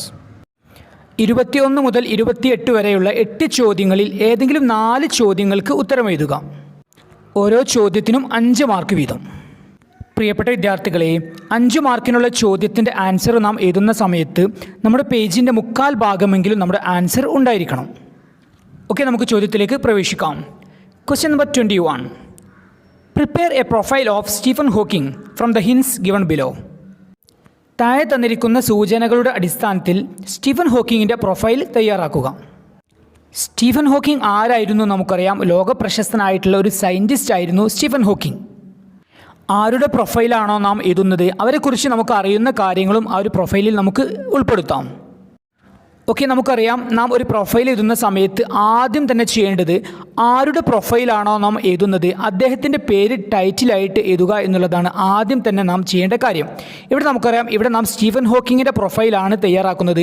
അതുകൊണ്ട് തന്നെ നമുക്ക് ടൈറ്റിലായിട്ട് എഴുതാം സ്റ്റീഫൻ ഹോക്കിംഗ്. ദെൻ ഇനി നാം ചെയ്യേണ്ടത് ഇവിടെ സൂചനകളായിട്ട് തന്നിരിക്കുന്ന ഓരോ പോയിന്റുകളും മീനിങ് ഫുൾ ആയിട്ടുള്ള സെൻറ്റൻസുകളിലായിട്ട് എഴുതുക എന്നുള്ളതാണ് നാം ചെയ്യേണ്ടത്. First point, born 8th January 1942, Oxford, UK. Okay, ഈ ഒരു പോയിന്റിന് നമുക്ക് സെൻറ്റൻസ് ആയിട്ട് ഇങ്ങനെ എഴുതാം. Stephen Hawking, the world famous scientist, was born on 8th January 1942 at Oxford in UK. Then next point, parents, രക്ഷിതാക്കൾ, Frank and Isabel Hawking. Okay, ഈ ഒരു പോയിന്റിന് നമുക്ക് ഇങ്ങനെ എഴുതാം. His parents were Frank and Isabel Hawking. അദ്ദേഹത്തിൻ്റെ രക്ഷിതാക്കൾ Frank, Isabel Hawking എന്നിവരായിരുന്നു. ദ നെക്സ്റ്റ് പോയിന്റ്, എഡ്യൂക്കേഷൻ, വിദ്യാഭ്യാസം, saint Alban school, Hertfordshire, BA Oxford, PhD Cambridge. ഈ ഒരു പോയിന്റ് കൊണ്ട് ഉദ്ദേശിക്കുന്നത് അദ്ദേഹത്തിൻ്റെ വിദ്യാഭ്യാസത്തെക്കുറിച്ചാണ്. അദ്ദേഹത്തിൻ്റെ പ്രാഥമിക വിദ്യാഭ്യാസം, സ്കൂൾ വിദ്യാഭ്യാസം അദ്ദേഹം പൂർത്തീകരിച്ചത് സെയിൻറ്റ് അൽബാൻ സ്കൂളിൽ വെച്ചും അതുപോലെ തന്നെ അദ്ദേഹത്തിൻ്റെ BA ബിരുദം, അതായത് ഡിഗ്രി പൂർത്തീകരിച്ചിട്ടുള്ളത് അദ്ദേഹം ഓക്സ്ഫോർഡ് യൂണിവേഴ്സിറ്റിയിൽ നിന്നും, അതുപോലെ തന്നെ അദ്ദേഹത്തിൻ്റെ PhD അദ്ദേഹം പൂർത്തീകരിച്ചിട്ടുള്ളത് കാംബ്രിഡ്ജ് യൂണിവേഴ്സിറ്റിയിൽ നിന്നുമാണ്. ഓക്കെ, ഈ പോയിന്റുകളെ നമുക്ക് സെൻറ്റൻസിലാക്കിയിട്ട് ഇങ്ങനെ എഴുതാം. His school education was at saint Alban school, Hertfordshire. അദ്ദേഹത്തിൻ്റെ സ്കൂൾ വിദ്യാഭ്യാസം ഹെർട്ട്ഫോർഡ്ഷയറിലെ സെയിൻറ്റ് അൽബാൻ സ്കൂളിൽ വെച്ചായിരുന്നു. Then he completed his BA from Oxford and his PhD from Cambridge. അദ്ദേഹത്തിൻ്റെ BA ഓക്സ്ഫോർഡിൽ നിന്നും അദ്ദേഹത്തിൻ്റെ PhD കാംബ്രിഡ്ജിൽ നിന്നുമാണ് അദ്ദേഹം പൂർത്തീകരിച്ചത്. ദെൻ നെക്സ്റ്റ് പോയിന്റ്, ഫീൽഡ്സ്, അതായത് അദ്ദേഹത്തിൻ്റെ മേഖല, general relativity, then quantum gravity. അതായത് അദ്ദേഹത്തിൻ്റെ ഗവേഷണത്തിൻ്റെ മേഖലയാണ് ഇവിടെ ഉദ്ദേശിച്ചത്. ഓക്കെ, നമുക്ക് ആൻസർ ചെയ്താം. His fields of research wear general relativity and quantum gravity. ഈ രണ്ട് മേഖലകളും ഫിസിക്സുമായി ബന്ധപ്പെട്ട മേഖലകളാണ്, ഫിസിക്സുമായി ബന്ധപ്പെട്ട ടേമുകളാണിവ. ദെൻ നെക്സ്റ്റ് പോയിന്റ്, ചലഞ്ച്, വെല്ലുവിളി, കോൺട്രാക്റ്റഡ് ആമിയോട്രോഫിക് ലാറ്ററൽ സ്ക്ലറോസിസ് ഇൻ 1960. 1960 അദ്ദേഹത്തിന് ആമിയോട്രോഫിക് ലാറ്ററൽ സ്ക്ലറോസിസ് എന്ന അസുഖം പിടിപെട്ടു. ഓക്കെ, ഇത് സെൻറ്റൻസ് ആക്കിയിട്ട് നമുക്ക് ഇങ്ങനെ എഴുതാം. Hawking was diagnosed with amyotrophic lateral sclerosis in 1960. 1960 ഹോക്കിങ്ങിന് ആമിയോട്രോഫിക് ലാറ്ററൽ സ്ക്ലറോസിസ് എന്ന അസുഖം സ്ഥിരീകരിച്ചു.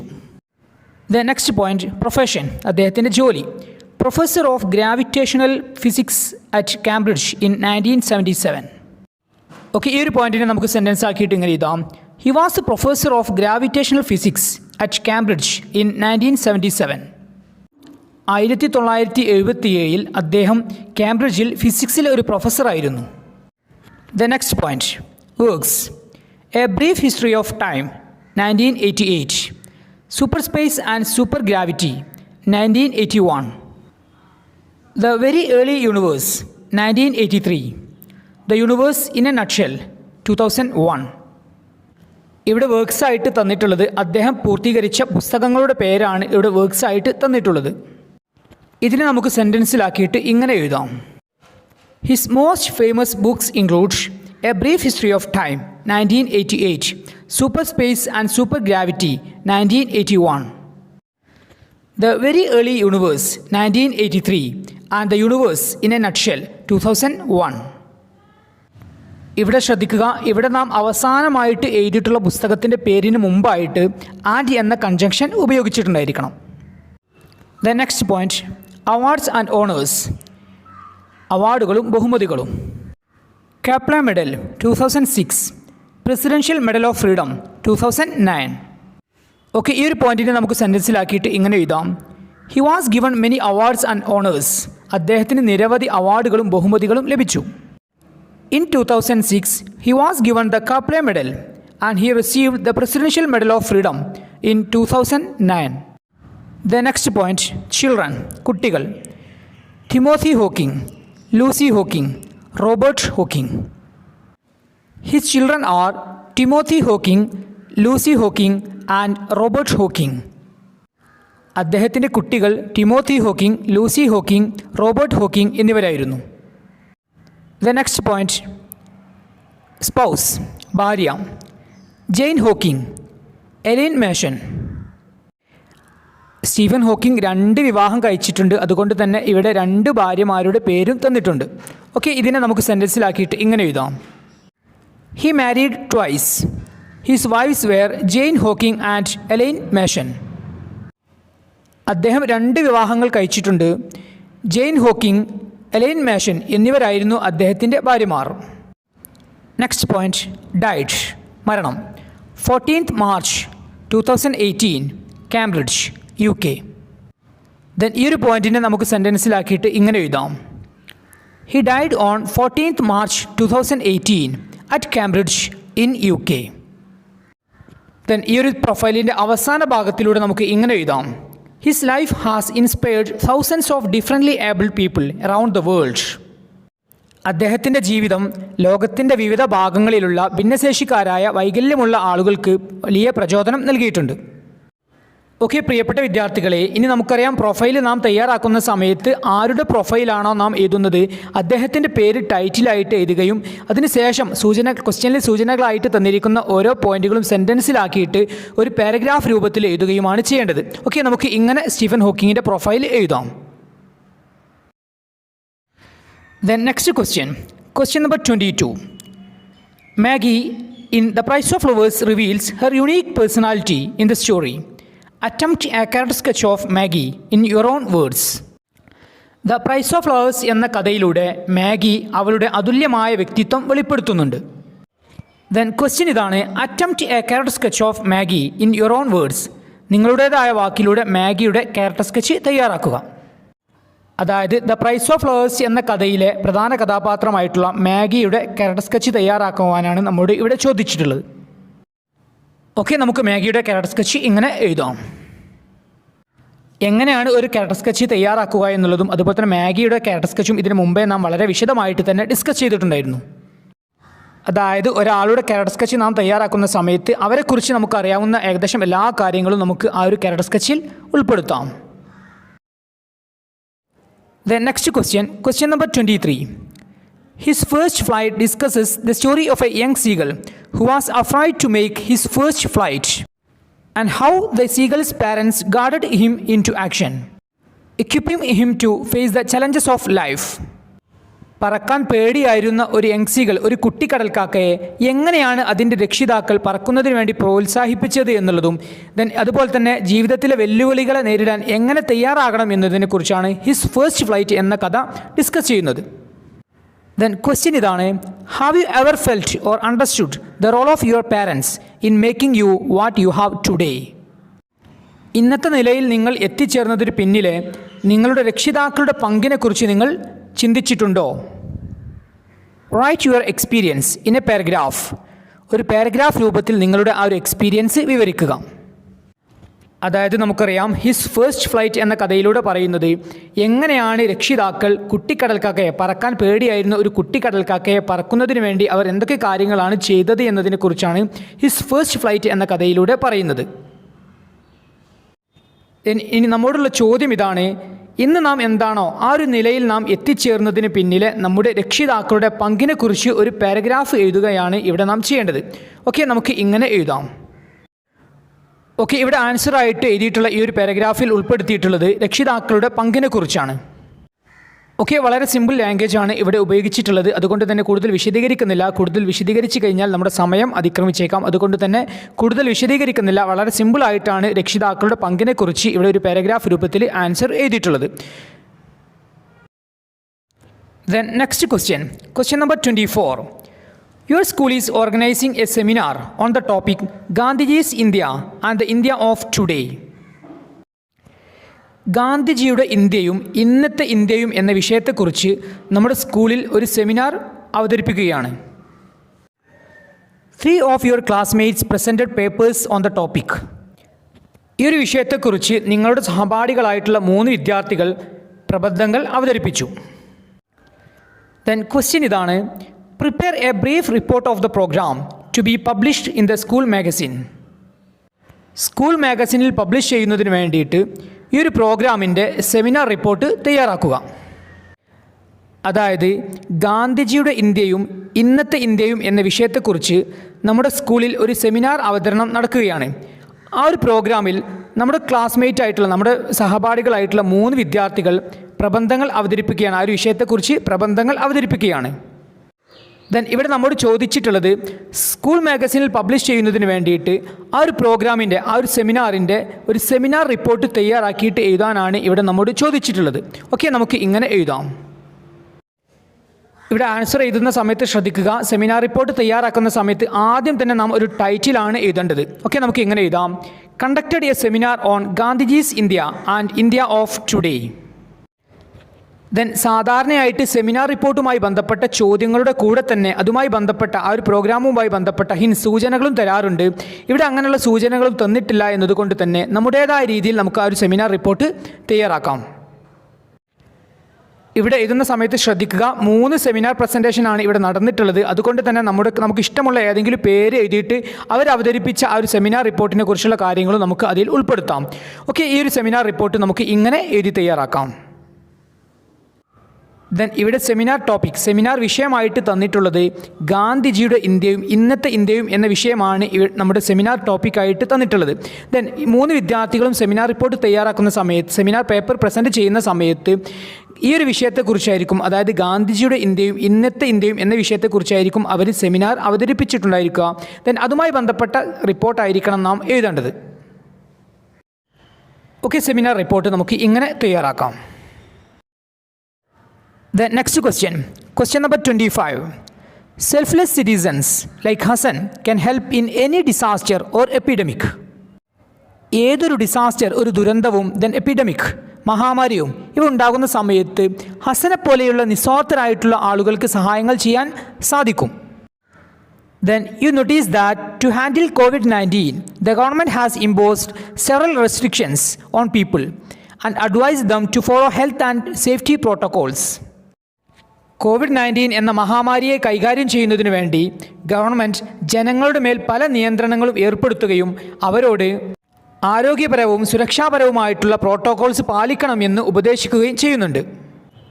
But many people in your locality neglect this. എന്നാൽ നിങ്ങളുടെ നാട്ടിലുള്ള പല ആളുകളും സർക്കാരിൻ്റെ ഈ നിർദ്ദേശങ്ങളും നിയന്ത്രണങ്ങളുമെല്ലാം അവഗണിക്കുകയാണ്. ദെൻ ക്വസ്റ്റ്യൻ ഇതാണ്, write a letter to the editor on the subject. ഈ ഒരു വിഷയത്തെക്കുറിച്ച് എഡിറ്റർക്കുള്ള ഒരു ലെറ്റർ തയ്യാറാക്കുക. അതായത് നമുക്കറിയാം COVID-19 എന്ന മഹാമാരിയെ നിയന്ത്രിക്കുന്നതിന് വേണ്ടിയിട്ടും കൈകാര്യം ചെയ്യുന്നതിന് വേണ്ടിയിട്ടും ജനങ്ങളുടെ മേൽ ധാരാളം നിയന്ത്രണങ്ങളും സുരക്ഷാ സംവിധാനങ്ങളും സർക്കാർ കൊണ്ടുവരുന്നുണ്ട്. എന്നാൽ നമുക്കറിയാം പല ആളുകളും സർക്കാരിൻ്റെ ഈ ഒരു നിയന്ത്രണങ്ങളും നിർദ്ദേശങ്ങളുമെല്ലാം അവഗണിക്കുകയാണ്. ദെൻ ഈ ഒരു വിഷയത്തെക്കുറിച്ച് ഒരു ലെറ്റർ ടു ദ എഡിറ്റർ തയ്യാറാക്കാനാണ് നമ്മോട് ചോദിച്ചിട്ടുള്ളത്. ഓക്കെ, നമുക്ക് ആൻസർ ഇങ്ങനെ എഴുതാം. നമുക്കറിയാം ലെറ്റർ ടു ദ എഡിറ്റർ നാം തയ്യാറാക്കുന്ന സമയത്ത് ആദ്യം തന്നെ ടൈറ്റിലായിട്ട് എഴുതുക letter to the editor. Then from address, ആരാണോ ഈ ഒരു ലെറ്റർ തയ്യാറാക്കുന്നത് അവരുടെ address, then date, then to address, ഏത് പത്രത്തിൻ്റെ എഡിറ്റർക്കാണോ നാം എഴുതുന്നത് അവരുടെ അഡ്രസ്സ് ആയിരിക്കണം ടു അഡ്രസ്സിൽ ഉണ്ടായിരിക്കേണ്ടത്.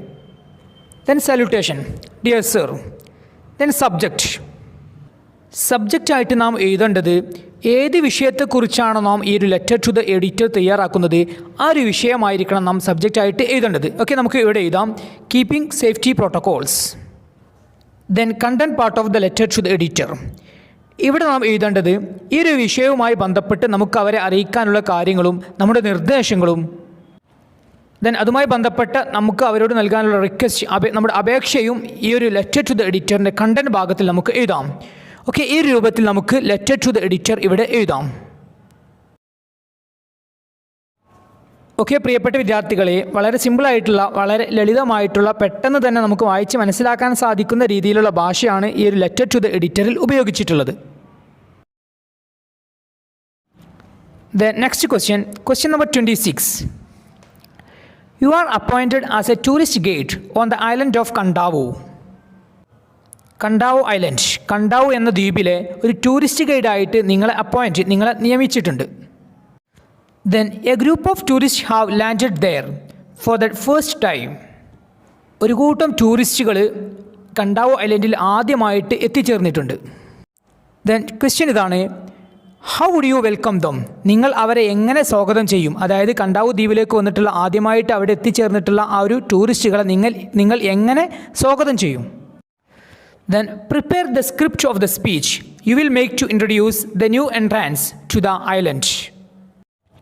ആദ്യമായിട്ട് ആ ഒരു ദ്വീപിലെത്തുന്ന അതിഥികളെ നിങ്ങൾ സ്വാഗതം ചെയ്തുകൊണ്ട് നിങ്ങൾ നടത്തുന്ന ആ ഒരു സ്പീച്ച്, ആ ഒരു പ്രസംഗത്തിൻ്റെ വെൽക്കം സ്പീച്ച്, സ്വാഗത പ്രസംഗത്തിൻ്റെ സ്ക്രിപ്റ്റ് തയ്യാറാക്കുക.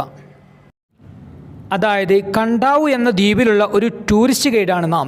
ദെൻ ആദ്യമായിട്ട് കണ്ടാവു എന്ന ദ്വീപിലേക്ക് വരുന്ന ടൂറിസ്റ്റുകളെ സ്വാഗതം ചെയ്തുകൊണ്ടും ആ ഒരു സ്ഥലത്തെ നാം പരിചയപ്പെടുത്തിക്കൊണ്ടും അവരോട് നടത്തുന്ന ഒരു വെൽക്കം സ്പീച്ചാണ് നാം ഇവിടെ തയ്യാറാക്കേണ്ടത്.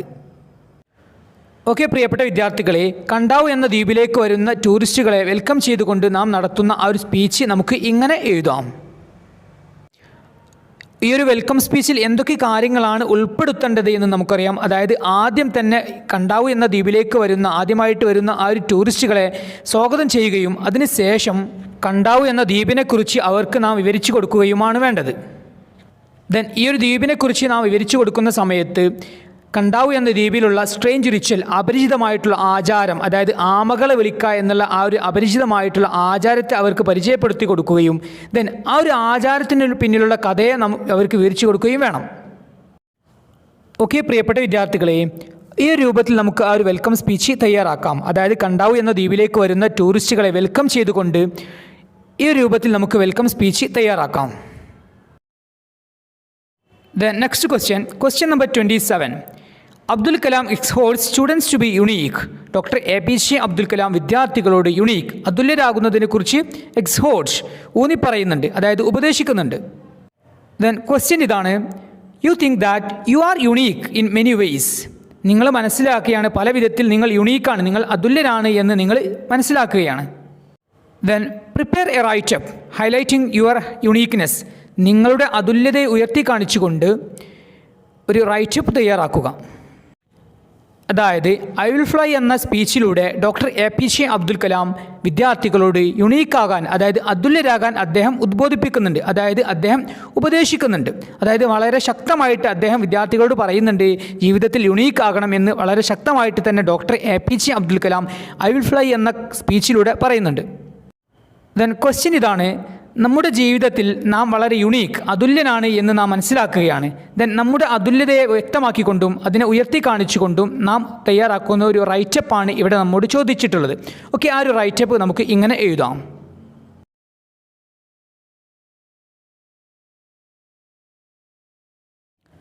Then next question number 28. The narrator in The Price of Flowers returned to India. The price of flowers എന്ന കഥയിലെ നരേറ്റർ നമുക്കറിയാം മിസ്റ്റർ ഗുപ്ത ഇന്ത്യയിലേക്ക് തിരികെ പോവുകയാണ്. Every year he goes to Frank's grave to place a wreath of flowers. ഫ്രാങ്കിൻ്റെ ശവകുടീരത്തിൽ പൂക്കൾ സമർപ്പിക്കുന്നതിന് വേണ്ടിയിട്ട് എല്ലാ വർഷവും അദ്ദേഹം ഫ്രാങ്കിൻ്റെ ശവകുടീരം സന്ദർശിക്കുകയാണ്. On one such visit he happen to see Maggie there. അങ്ങനെ ഫ്രാങ്കിൻ്റെ ശവകുടീരം എല്ലാ വർഷവും അദ്ദേഹം സന്ദർശിക്കുന്നതിനിടയിൽ ഒരു വർഷം അദ്ദേഹം മാഗിയെ അവിടെ വെച്ച് കണ്ടുമുട്ടുകയാണ്. Then both of them are very much excited at the meeting. അങ്ങനെ കണ്ടുമുട്ടിയ സമയത്ത് രണ്ടുപേരും മിസ്റ്റർ ഗുപ്തയും മാഗിയും വളരെയധികം സന്തോഷിക്കുകയാണ്. ദെൻ ക്വസ്റ്റ്യൻ ഇതാണ്, prepare the likely conversation between them. അവർക്കിടയിലുള്ള സംഭാഷണം എഴുതുക. അതായത് മാഗിയും മിസ്റ്റർ ഗുപ്തയും തമ്മിലുള്ള സംഭാഷണം തയ്യാറാക്കുക. അതായത് മിസ്റ്റർ ഗുപ്ത ലണ്ടനിൽ നിന്ന് ഇന്ത്യയിലേക്ക് തിരികെ എത്തിയ ശേഷം എല്ലാ വർഷവും മാഗിയുടെ സഹോദരനായിട്ടുള്ള ഫ്രാങ്കിൻ്റെ ശവകുടീരം അവിടെ പൂക്കൾ സമർപ്പിക്കുന്നതിന് വേണ്ടിയിട്ട് അദ്ദേഹം എല്ലാ വർഷവും സന്ദർശിക്കുകയാണ്. അങ്ങനെ എല്ലാ വർഷവും മാഗിയുടെ സഹോദരനായിട്ടുള്ള ഫ്രാങ്കിൻ്റെ ശവകുടീരം അദ്ദേഹം സന്ദർശിക്കുന്നതിനിടയിൽ ഒരു വർഷം അദ്ദേഹം മാഗിയെ അവിടെ വെച്ച് കണ്ടുമുട്ടുകയാണ്. ദെൻ അവർ തമ്മിലുള്ള, അതായത് മിസ്റ്റർ ഗുപ്തയും മാഗിയും തമ്മിലുള്ള സംഭാഷണമാണ് നാം എഴുതേണ്ടത്. Then write at least 5 exchanges. ഇവിടെ നാം ഈ ഒരു കോൺവെർസേഷൻ തയ്യാറാക്കുന്ന സമയത്ത് 5 എക്സ്ചേഞ്ചുകളെങ്കിലും ഉണ്ടായിരിക്കണം. ഒരു എക്സ്ചേഞ്ച് എന്താണ് എന്നുള്ളത് നമുക്കറിയാം. അതായത് 2 പേരുടെ ഡയലോഗുകൾ കൂടിയതായിരിക്കും ഒരു എക്സ്ചേഞ്ച്. ഇങ്ങനെയുള്ള 5 എക്സ്ചേഞ്ചുകളെങ്കിലും നമ്മുടെ ആൻസറിൽ ഉണ്ടായിരിക്കണം. ഓക്കെ, നമുക്ക് ആൻസർ ഇങ്ങനെ എഴുതാം.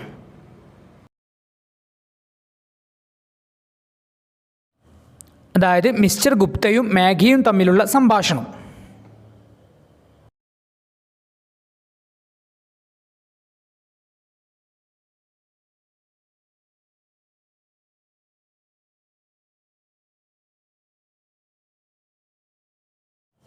The next question.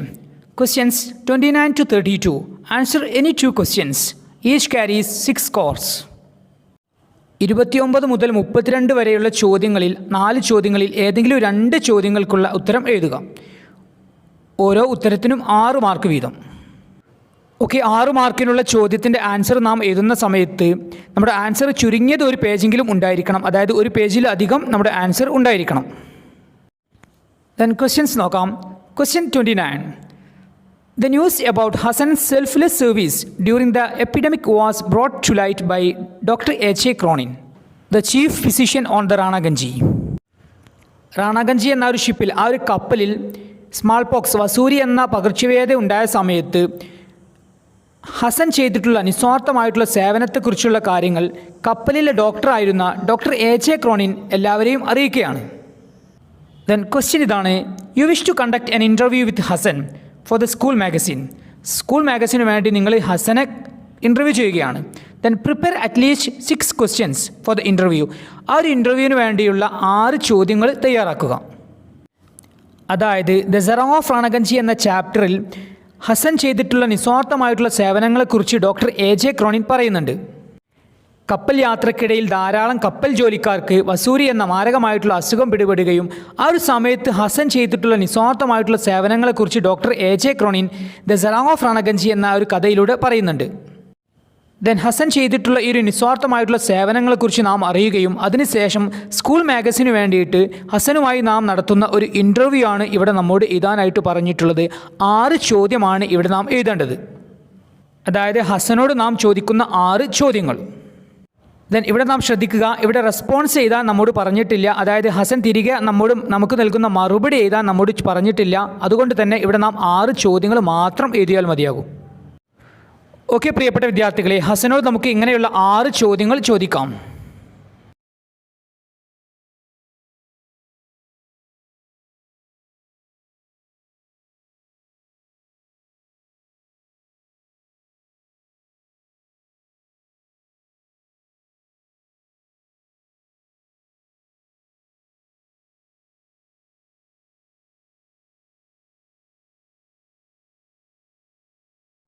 The next question.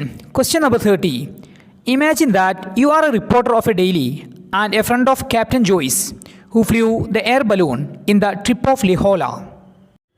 The trip of Lihola എന്ന ബലൂൺ യാത്ര നടത്തിയ ക്യാപ്റ്റൻ ജോവിസിൻ്റെ ഫ്രണ്ടാണ് നിങ്ങൾ. അതുപോലെ തന്നെ നിങ്ങളൊരു പത്രപ്രവർത്തകനുമാണ്.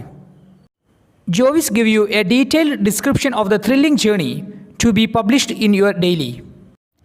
ആവേശകരമായിട്ടുള്ള ആ ഒരു ബലൂൺ യാത്രയെക്കുറിച്ചുള്ള വിവരങ്ങൾ നിങ്ങളുടെ പത്രത്തിൽ പ്രസിദ്ധീകരിക്കുന്നതിന് വേണ്ടി ക്യാപ്റ്റൻ ജോവിസ് ആ ഒരു യാത്രയെക്കുറിച്ച്, ആവേശകരമായിട്ടുള്ള ആ ഒരു ബലൂൺ യാത്രയെക്കുറിച്ചുള്ള വിവരങ്ങൾ നിങ്ങൾക്ക് നൽകുകയാണ്.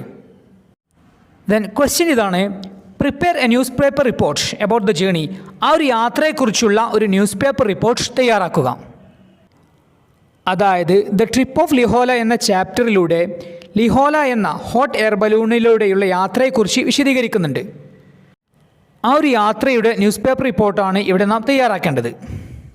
ദെൻ ഈ ഒരു യാത്രയെക്കുറിച്ചുള്ള ന്യൂസ് പേപ്പർ റിപ്പോർട്ട് നാം തയ്യാറാക്കുന്ന സമയത്ത് അവയിൽ ഉൾപ്പെടുത്തേണ്ട കാര്യങ്ങളെക്കുറിച്ചുള്ള സൂചനകൾ ഇവിടെ തന്നിട്ടുണ്ട്. ആ ഒരു സൂചനകൾ നമുക്ക് നോക്കാം. When and wear.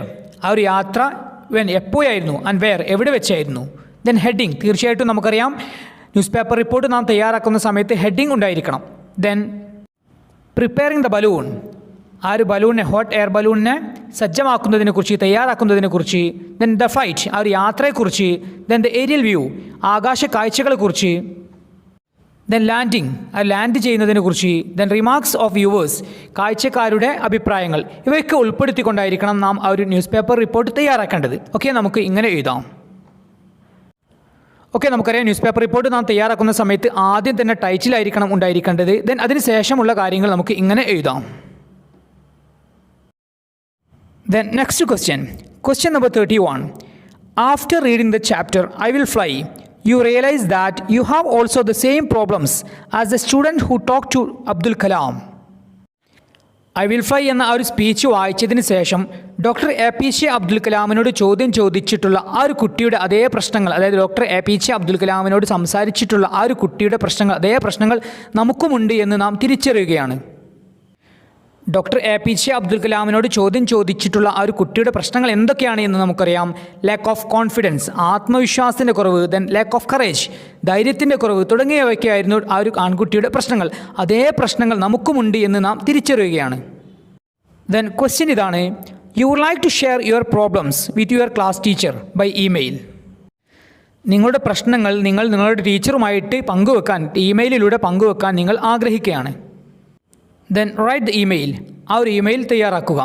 അതായത് നമ്മുടെ പ്രശ്നങ്ങൾ നമ്മുടെ ടീച്ചറെ അറിയിച്ചുകൊണ്ട് നാം ഒരു ടീച്ചർക്ക് എഴുതുന്ന ഒരു ഇമെയിൽ. ദെൻ നമുക്കറിയാം, ഒരു ഇമെയിൽ നാം തയ്യാറാക്കുന്ന സമയത്ത് ആദ്യം തന്നെ നാം എഴുതേണ്ടത് ആർക്കാണ് നാം ഈ ഒരു ഇമെയിൽ എഴുതുന്നത് അവരുടെ ഇമെയിൽ അഡ്രസ്സ് ആയിരിക്കണം നാം ടു അഡ്രസ്സായിട്ട് എഴുതേണ്ടത്. ഓക്കെ, നമുക്ക് എഴുതാം to selina@gmail.com. ദെൻ അടുത്തതായിട്ട് നാം എഴുതേണ്ടത് സബ്ജക്റ്റ്, അതായത് എന്തിനെക്കുറിച്ചാണോ നാം ഈ ഒരു ഇമെയിൽ എഴുതുന്നത് അതായിരിക്കണം സബ്ജക്റ്റ് ആയിട്ട് ഇവിടെ എഴുതേണ്ടത്. അത് ചുരുക്കിയിട്ട് എഴുതുക. ഓക്കെ, നമുക്ക് ഇവിടെ എഴുതാം സീക്കിംഗ് അഡ്വൈസ്, ഉപദേശം തേടുക. Then content part of the email. Then നമ്മുടെ പ്രശ്നങ്ങൾ നമ്മുടെ ടീച്ചറുമായിട്ട് പങ്കുവെക്കുകയും ടീച്ചറിൽ നിന്ന് ഉപദേശം തേടിക്കൊണ്ടുള്ള ഇമെയിൽ നമുക്ക് ഇങ്ങനെ എഴുതാം.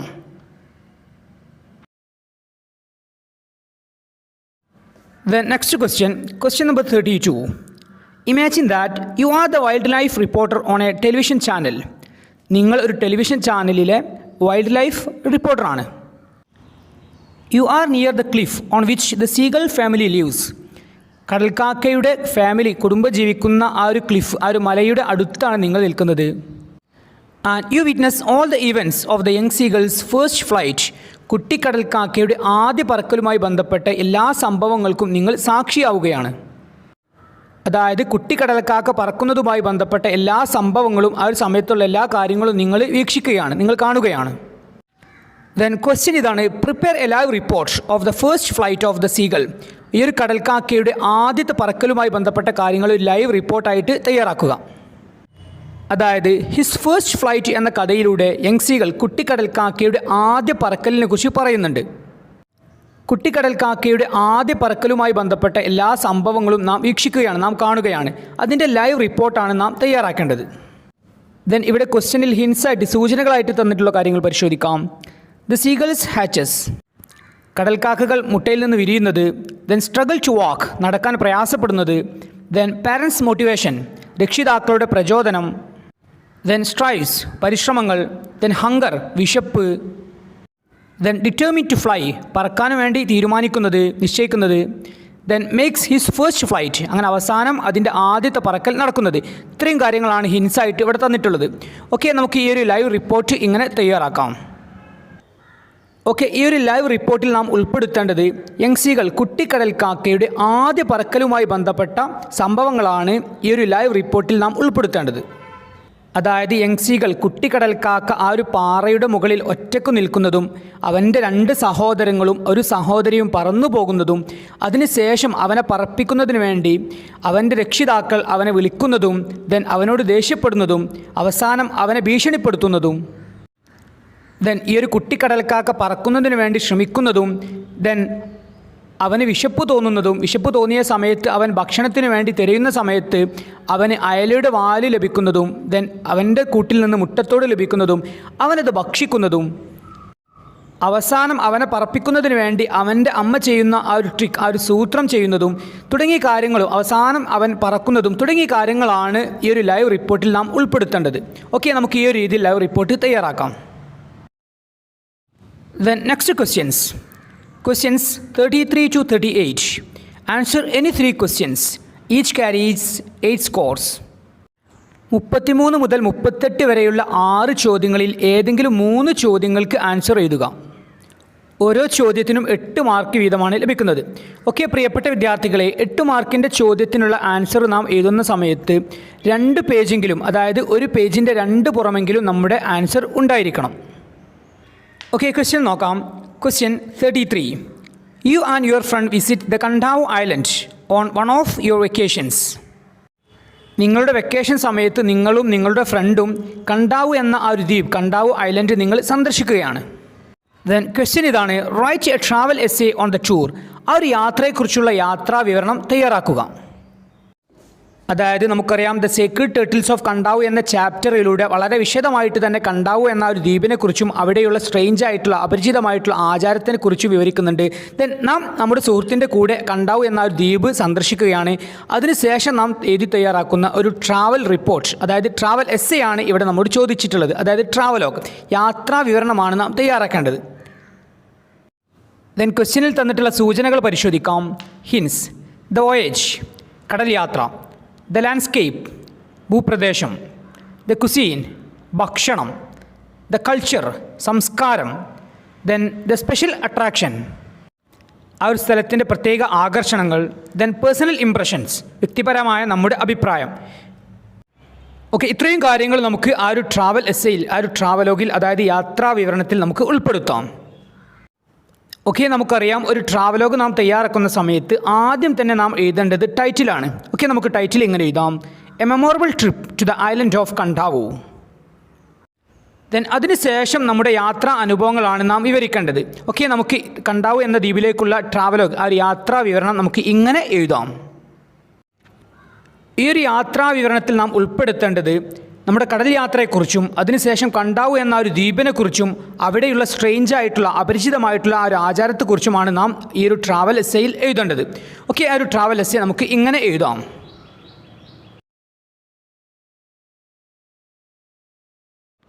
Then next question 34.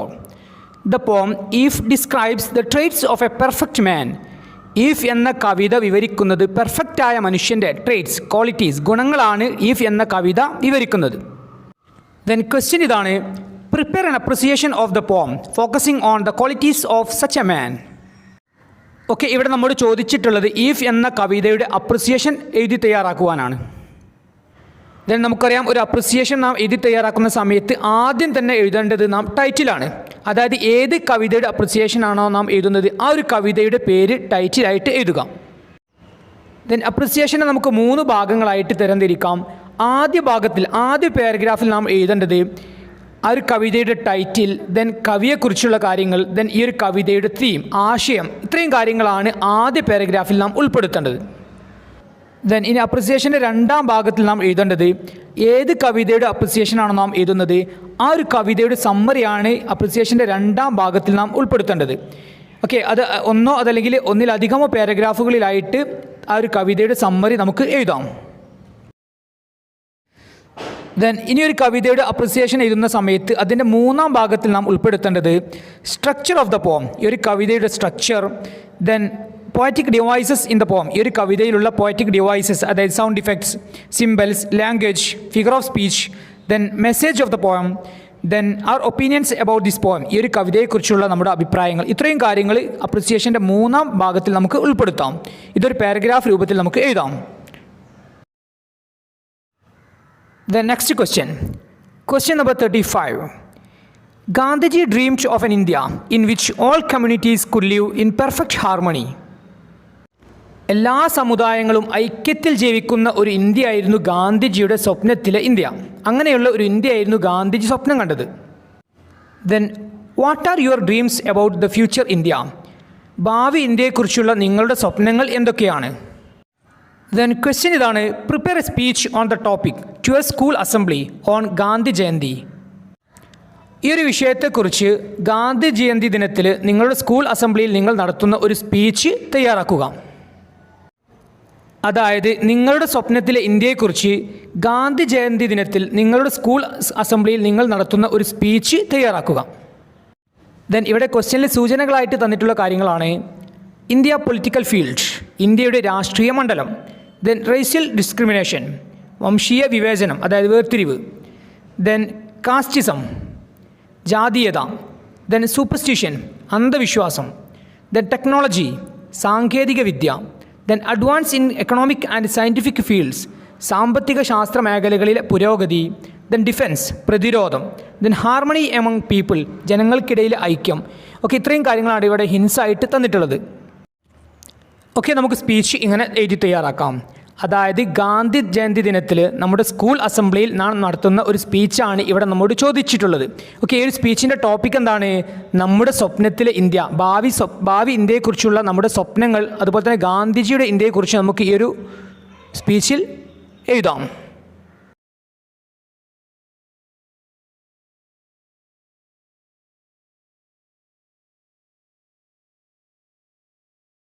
Then next question.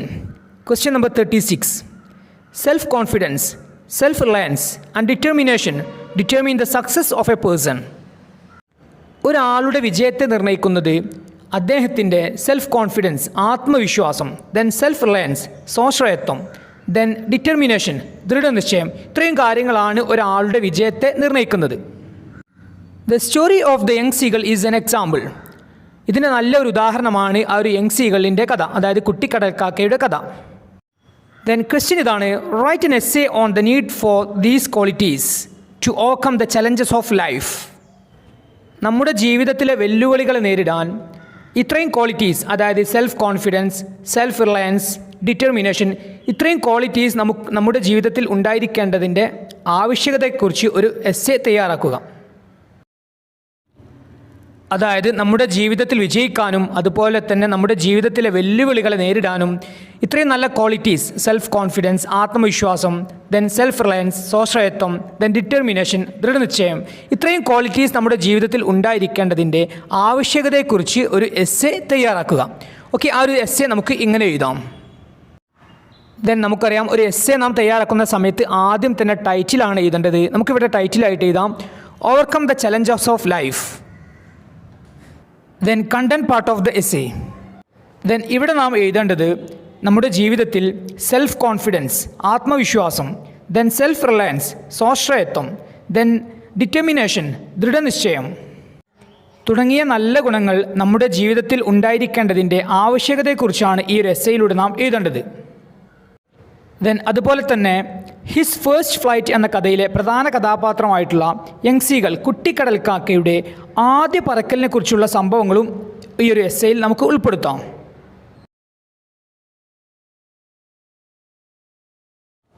Then next question. Question number 37. After he became an estate or a farmer's owner, Nicola places an advertisement in the newspaper in search of a manager for his estate. ഒരു എസ്റ്റേറ്റിൻ്റെ ഉടമസ്ഥനായതിനു ശേഷം Nicolae അദ്ദേഹത്തിൻ്റെ എസ്റ്റേറ്റിലേക്ക് ഒരു മാനേജറെ ആവശ്യപ്പെട്ടുകൊണ്ട് പത്രത്തിൽ ഒരു പരസ്യം നൽകുകയാണ്. Then imagine that you have all the required qualifications mentioned in the advertisement given below and you apply for the post. താഴെ തന്നിരിക്കുന്ന പരസ്യം ആവശ്യപ്പെടുന്ന എല്ലാ ക്വാളിഫിക്കേഷൻസും നിങ്ങൾക്ക് ഉണ്ട് എന്നുള്ളതും ദെൻ നിങ്ങൾ ആ ഒരു പോസ്റ്റിലേക്ക് അപ്ലൈ ചെയ്യുന്നതായിട്ടും നിങ്ങൾ സങ്കല്പിക്കുക. ദെൻ ക്വസ്റ്റ്യൻ ഇതാണ്: prepare an application letter with CV to be send to the address mentioned. ഈ ഒരു ജോലിയിലേക്ക് നാം അപേക്ഷിച്ചുകൊണ്ട് തയ്യാറാക്കുന്ന അപ്ലിക്കേഷൻ ലെറ്റർ, അതുപോലെ തന്നെ CV എന്നിവ തയ്യാറാക്കുക. അതായത് താഴെ തന്നിരിക്കുന്ന അഡ്വർടൈസ്മെൻറ്റിൽ പറഞ്ഞിരിക്കുന്ന ആ ഒരു അഡ്രസ്സിലേക്ക് നാം അയക്കുന്ന ജോബ് അപ്ലിക്കേഷനും അതുപോലെ തന്നെ CVയും തയ്യാറാക്കുക. അതായത് നമ്മുടെ ടെക്സ്റ്റ് ബുക്കിലെ 5ാം യൂണിറ്റിൽ നിന്നുള്ള 1ാം ചാപ്റ്ററായ ഗൂസ്ബെറീസ് എന്ന കഥയിലെ ഒരു കഥാപാത്രമാണ് നിക്കോള ഇവാനിച്ച്. അദ്ദേഹം പുതുതായിട്ട് ഒരു എസ്റ്റേറ്റ് വാങ്ങുന്നുണ്ട്. അങ്ങനെ ആ ഒരു എസ്റ്റേറ്റ് വാങ്ങിയതിന് ശേഷം അദ്ദേഹത്തിൻ്റെ എസ്റ്റേറ്റിലേക്ക് ഒരു മാനേജർ ആവശ്യപ്പെട്ടുകൊണ്ട് അദ്ദേഹം പത്രത്തിൽ പരസ്യം നൽകുകയാണ്. ഇവിടെ നമ്മോട് ചോദിച്ചിട്ടുള്ളത് ആ ഒരു ജോലിക്ക് വേണ്ടി, അതായത് എസ്റ്റേറ്റ് മാനേജർ എന്ന ആ ഒരു ജോലിക്ക് വേണ്ടി നാം അപേക്ഷിക്കുന്ന സമയത്ത് നാം തയ്യാറാക്കുന്ന ജോബ് അപ്ലിക്കേഷൻ ലെറ്റർ, അതായത് ജോലിക്ക് വേണ്ടിയുള്ള ഒരു അപേക്ഷയും അതിൻ്റെ കൂടെ CV, അതായത് റെസ്യൂമെയും, നമ്മുടെ റെസ്യൂമെയുമാണ് ഇവിടെ നാം എഴുതി തയ്യാറാക്കേണ്ടത്. ദെൻ നമുക്ക് ക്വസ്റ്റ്യനിൽ തന്നിട്ടുള്ള ആ ഒരു അഡ്വർടൈസ്മെൻറ്റ് പരസ്യം പരിശോധിക്കാം. സിറ്റുവേഷൻ വേക്കൻറ്റ്, ജോലി ഒഴിവ്. Post, estate or farm house manager. Then essential qualification, ഈ ഒരു ജോലിക്ക് വേണ്ടിയുള്ള യോഗ്യത SSLC ഓർ +2. ദെൻ ഡിസൈറബിൾ, അതായത് നല്ലതായിരിക്കും, അഭികാമ്യമായിരിക്കും. സ്കിൽസ് ഇൻ അഗ്രികൾച്ചർ, കൃഷിയിലുള്ള കഴിവുകൾ. ദെൻ പൗൾട്രി, കോഴി വളർത്തൽ. ദെൻ ഫിഷ് ഫാമിംഗ്, മീൻ കൃഷി. ദെൻ മെയിൻറ്റെയിനിങ് റെക്കോർഡ്സ്, രേഖകൾ സൂക്ഷിക്കുക. ഇത്രയും കാര്യങ്ങൾ അറിയുന്നത് കൂടുതൽ അഭികാമ്യമായിരിക്കും, ഈ ഒരു ജോലിക്ക് കൂടുതൽ നന്നായിരിക്കും. Then experience, 2 years as estate manager or manager trainee. അതായത് 2 വർഷത്തെ എസ്റ്റേറ്റ് മാനേജറായിട്ടോ അല്ലെങ്കിൽ മാനേജർ ട്രെയിനി ആയിട്ടോ ഉള്ള അനുഭവം ഉണ്ടായിരിക്കണം, എക്സ്പീരിയൻസ് ഉണ്ടായിരിക്കണം. Then please send a detailed curriculum vitae with contact number and mailing address to the managing director, Himalayas ski farm house, Moscow. Curriculum vitae എന്നാൽ CV, അതായത് നമ്മുടെ ബയോഡാറ്റ, റെസ്യൂമെ. ഓക്കെ, ഈ തന്നിരിക്കുന്ന ഈ ഒരു അഡ്രസ്സിലേക്ക് നമ്മുടെ റെസ്യൂമെയും അതുപോലെ തന്നെ അതിൻ്റെ കൂടെ തന്നെ നമ്മുടെ ഫോൺ നമ്പറും ഇമെയിൽ അഡ്രസ്സും ഉണ്ടായിരിക്കണം എന്നാണ് ഈ ഒരു അഡ്വർടൈസ്മെൻറ്റിൽ പറയുന്നത്. ദെൻ ഇവിടെ നമ്മോട് ചോദിച്ചിട്ടുള്ളത് പ്രിപ്പയർ ആൻ അപ്ലിക്കേഷൻ ലെറ്റർ, ജോലിക്ക് വേണ്ടിയുള്ള അപേക്ഷ തയ്യാറാക്കുക വിത്ത് സിവിയും കൂടെ, അതായത് CV മീൻസ് ബയോഡാറ്റ, അതായത് റെസ്യൂമെ. ഓക്കെ, ഇതാണ് നാം എഴുതി തയ്യാറാക്കേണ്ടത്. ഓക്കെ, ജോലിക്ക് വേണ്ടിയുള്ള ജോബ് അപ്ലിക്കേഷൻ അതുപോലെ തന്നെ റെസ്യൂമെ നാം തയ്യാറാക്കുന്ന സമയത്ത് ആ ഒരു ക്വസ്റ്റ്യനിൽ ആദ്യം തന്നെ നാം മനസ്സിലാക്കേണ്ടത് ഏത് പോസ്റ്റിലേക്കാണ് നാം അപേക്ഷിക്കുന്നത് എന്നുള്ളതാണ്. ഇവിടെ നമുക്കറിയാം ഏതാണ് post, estate farm house manager, അതായത് എസ്റ്റേറ്റ് മാനേജർ അല്ലെങ്കിൽ ഫാം ഹൗസ് മാനേജർ എന്ന പോസ്റ്റിലേക്കാണ് നാം അപേക്ഷിക്കുന്നത്. ദെൻ അടുത്തതായിട്ട് നാം മനസ്സിലാക്കേണ്ടത് ഏത് അഡ്രസ്സിലേക്കാണ് നാം ആ ഒരു ജോലിക്ക് വേണ്ടിയുള്ള അപേക്ഷ എഴുതുന്നത് എന്നുള്ളതാണ്. അതായത് ടു അഡ്രസ്സ്, ഏത് അഡ്രസ്സിലേക്കാണ് നാം ഈ ഒരു അപേക്ഷ എഴുതുന്നത്.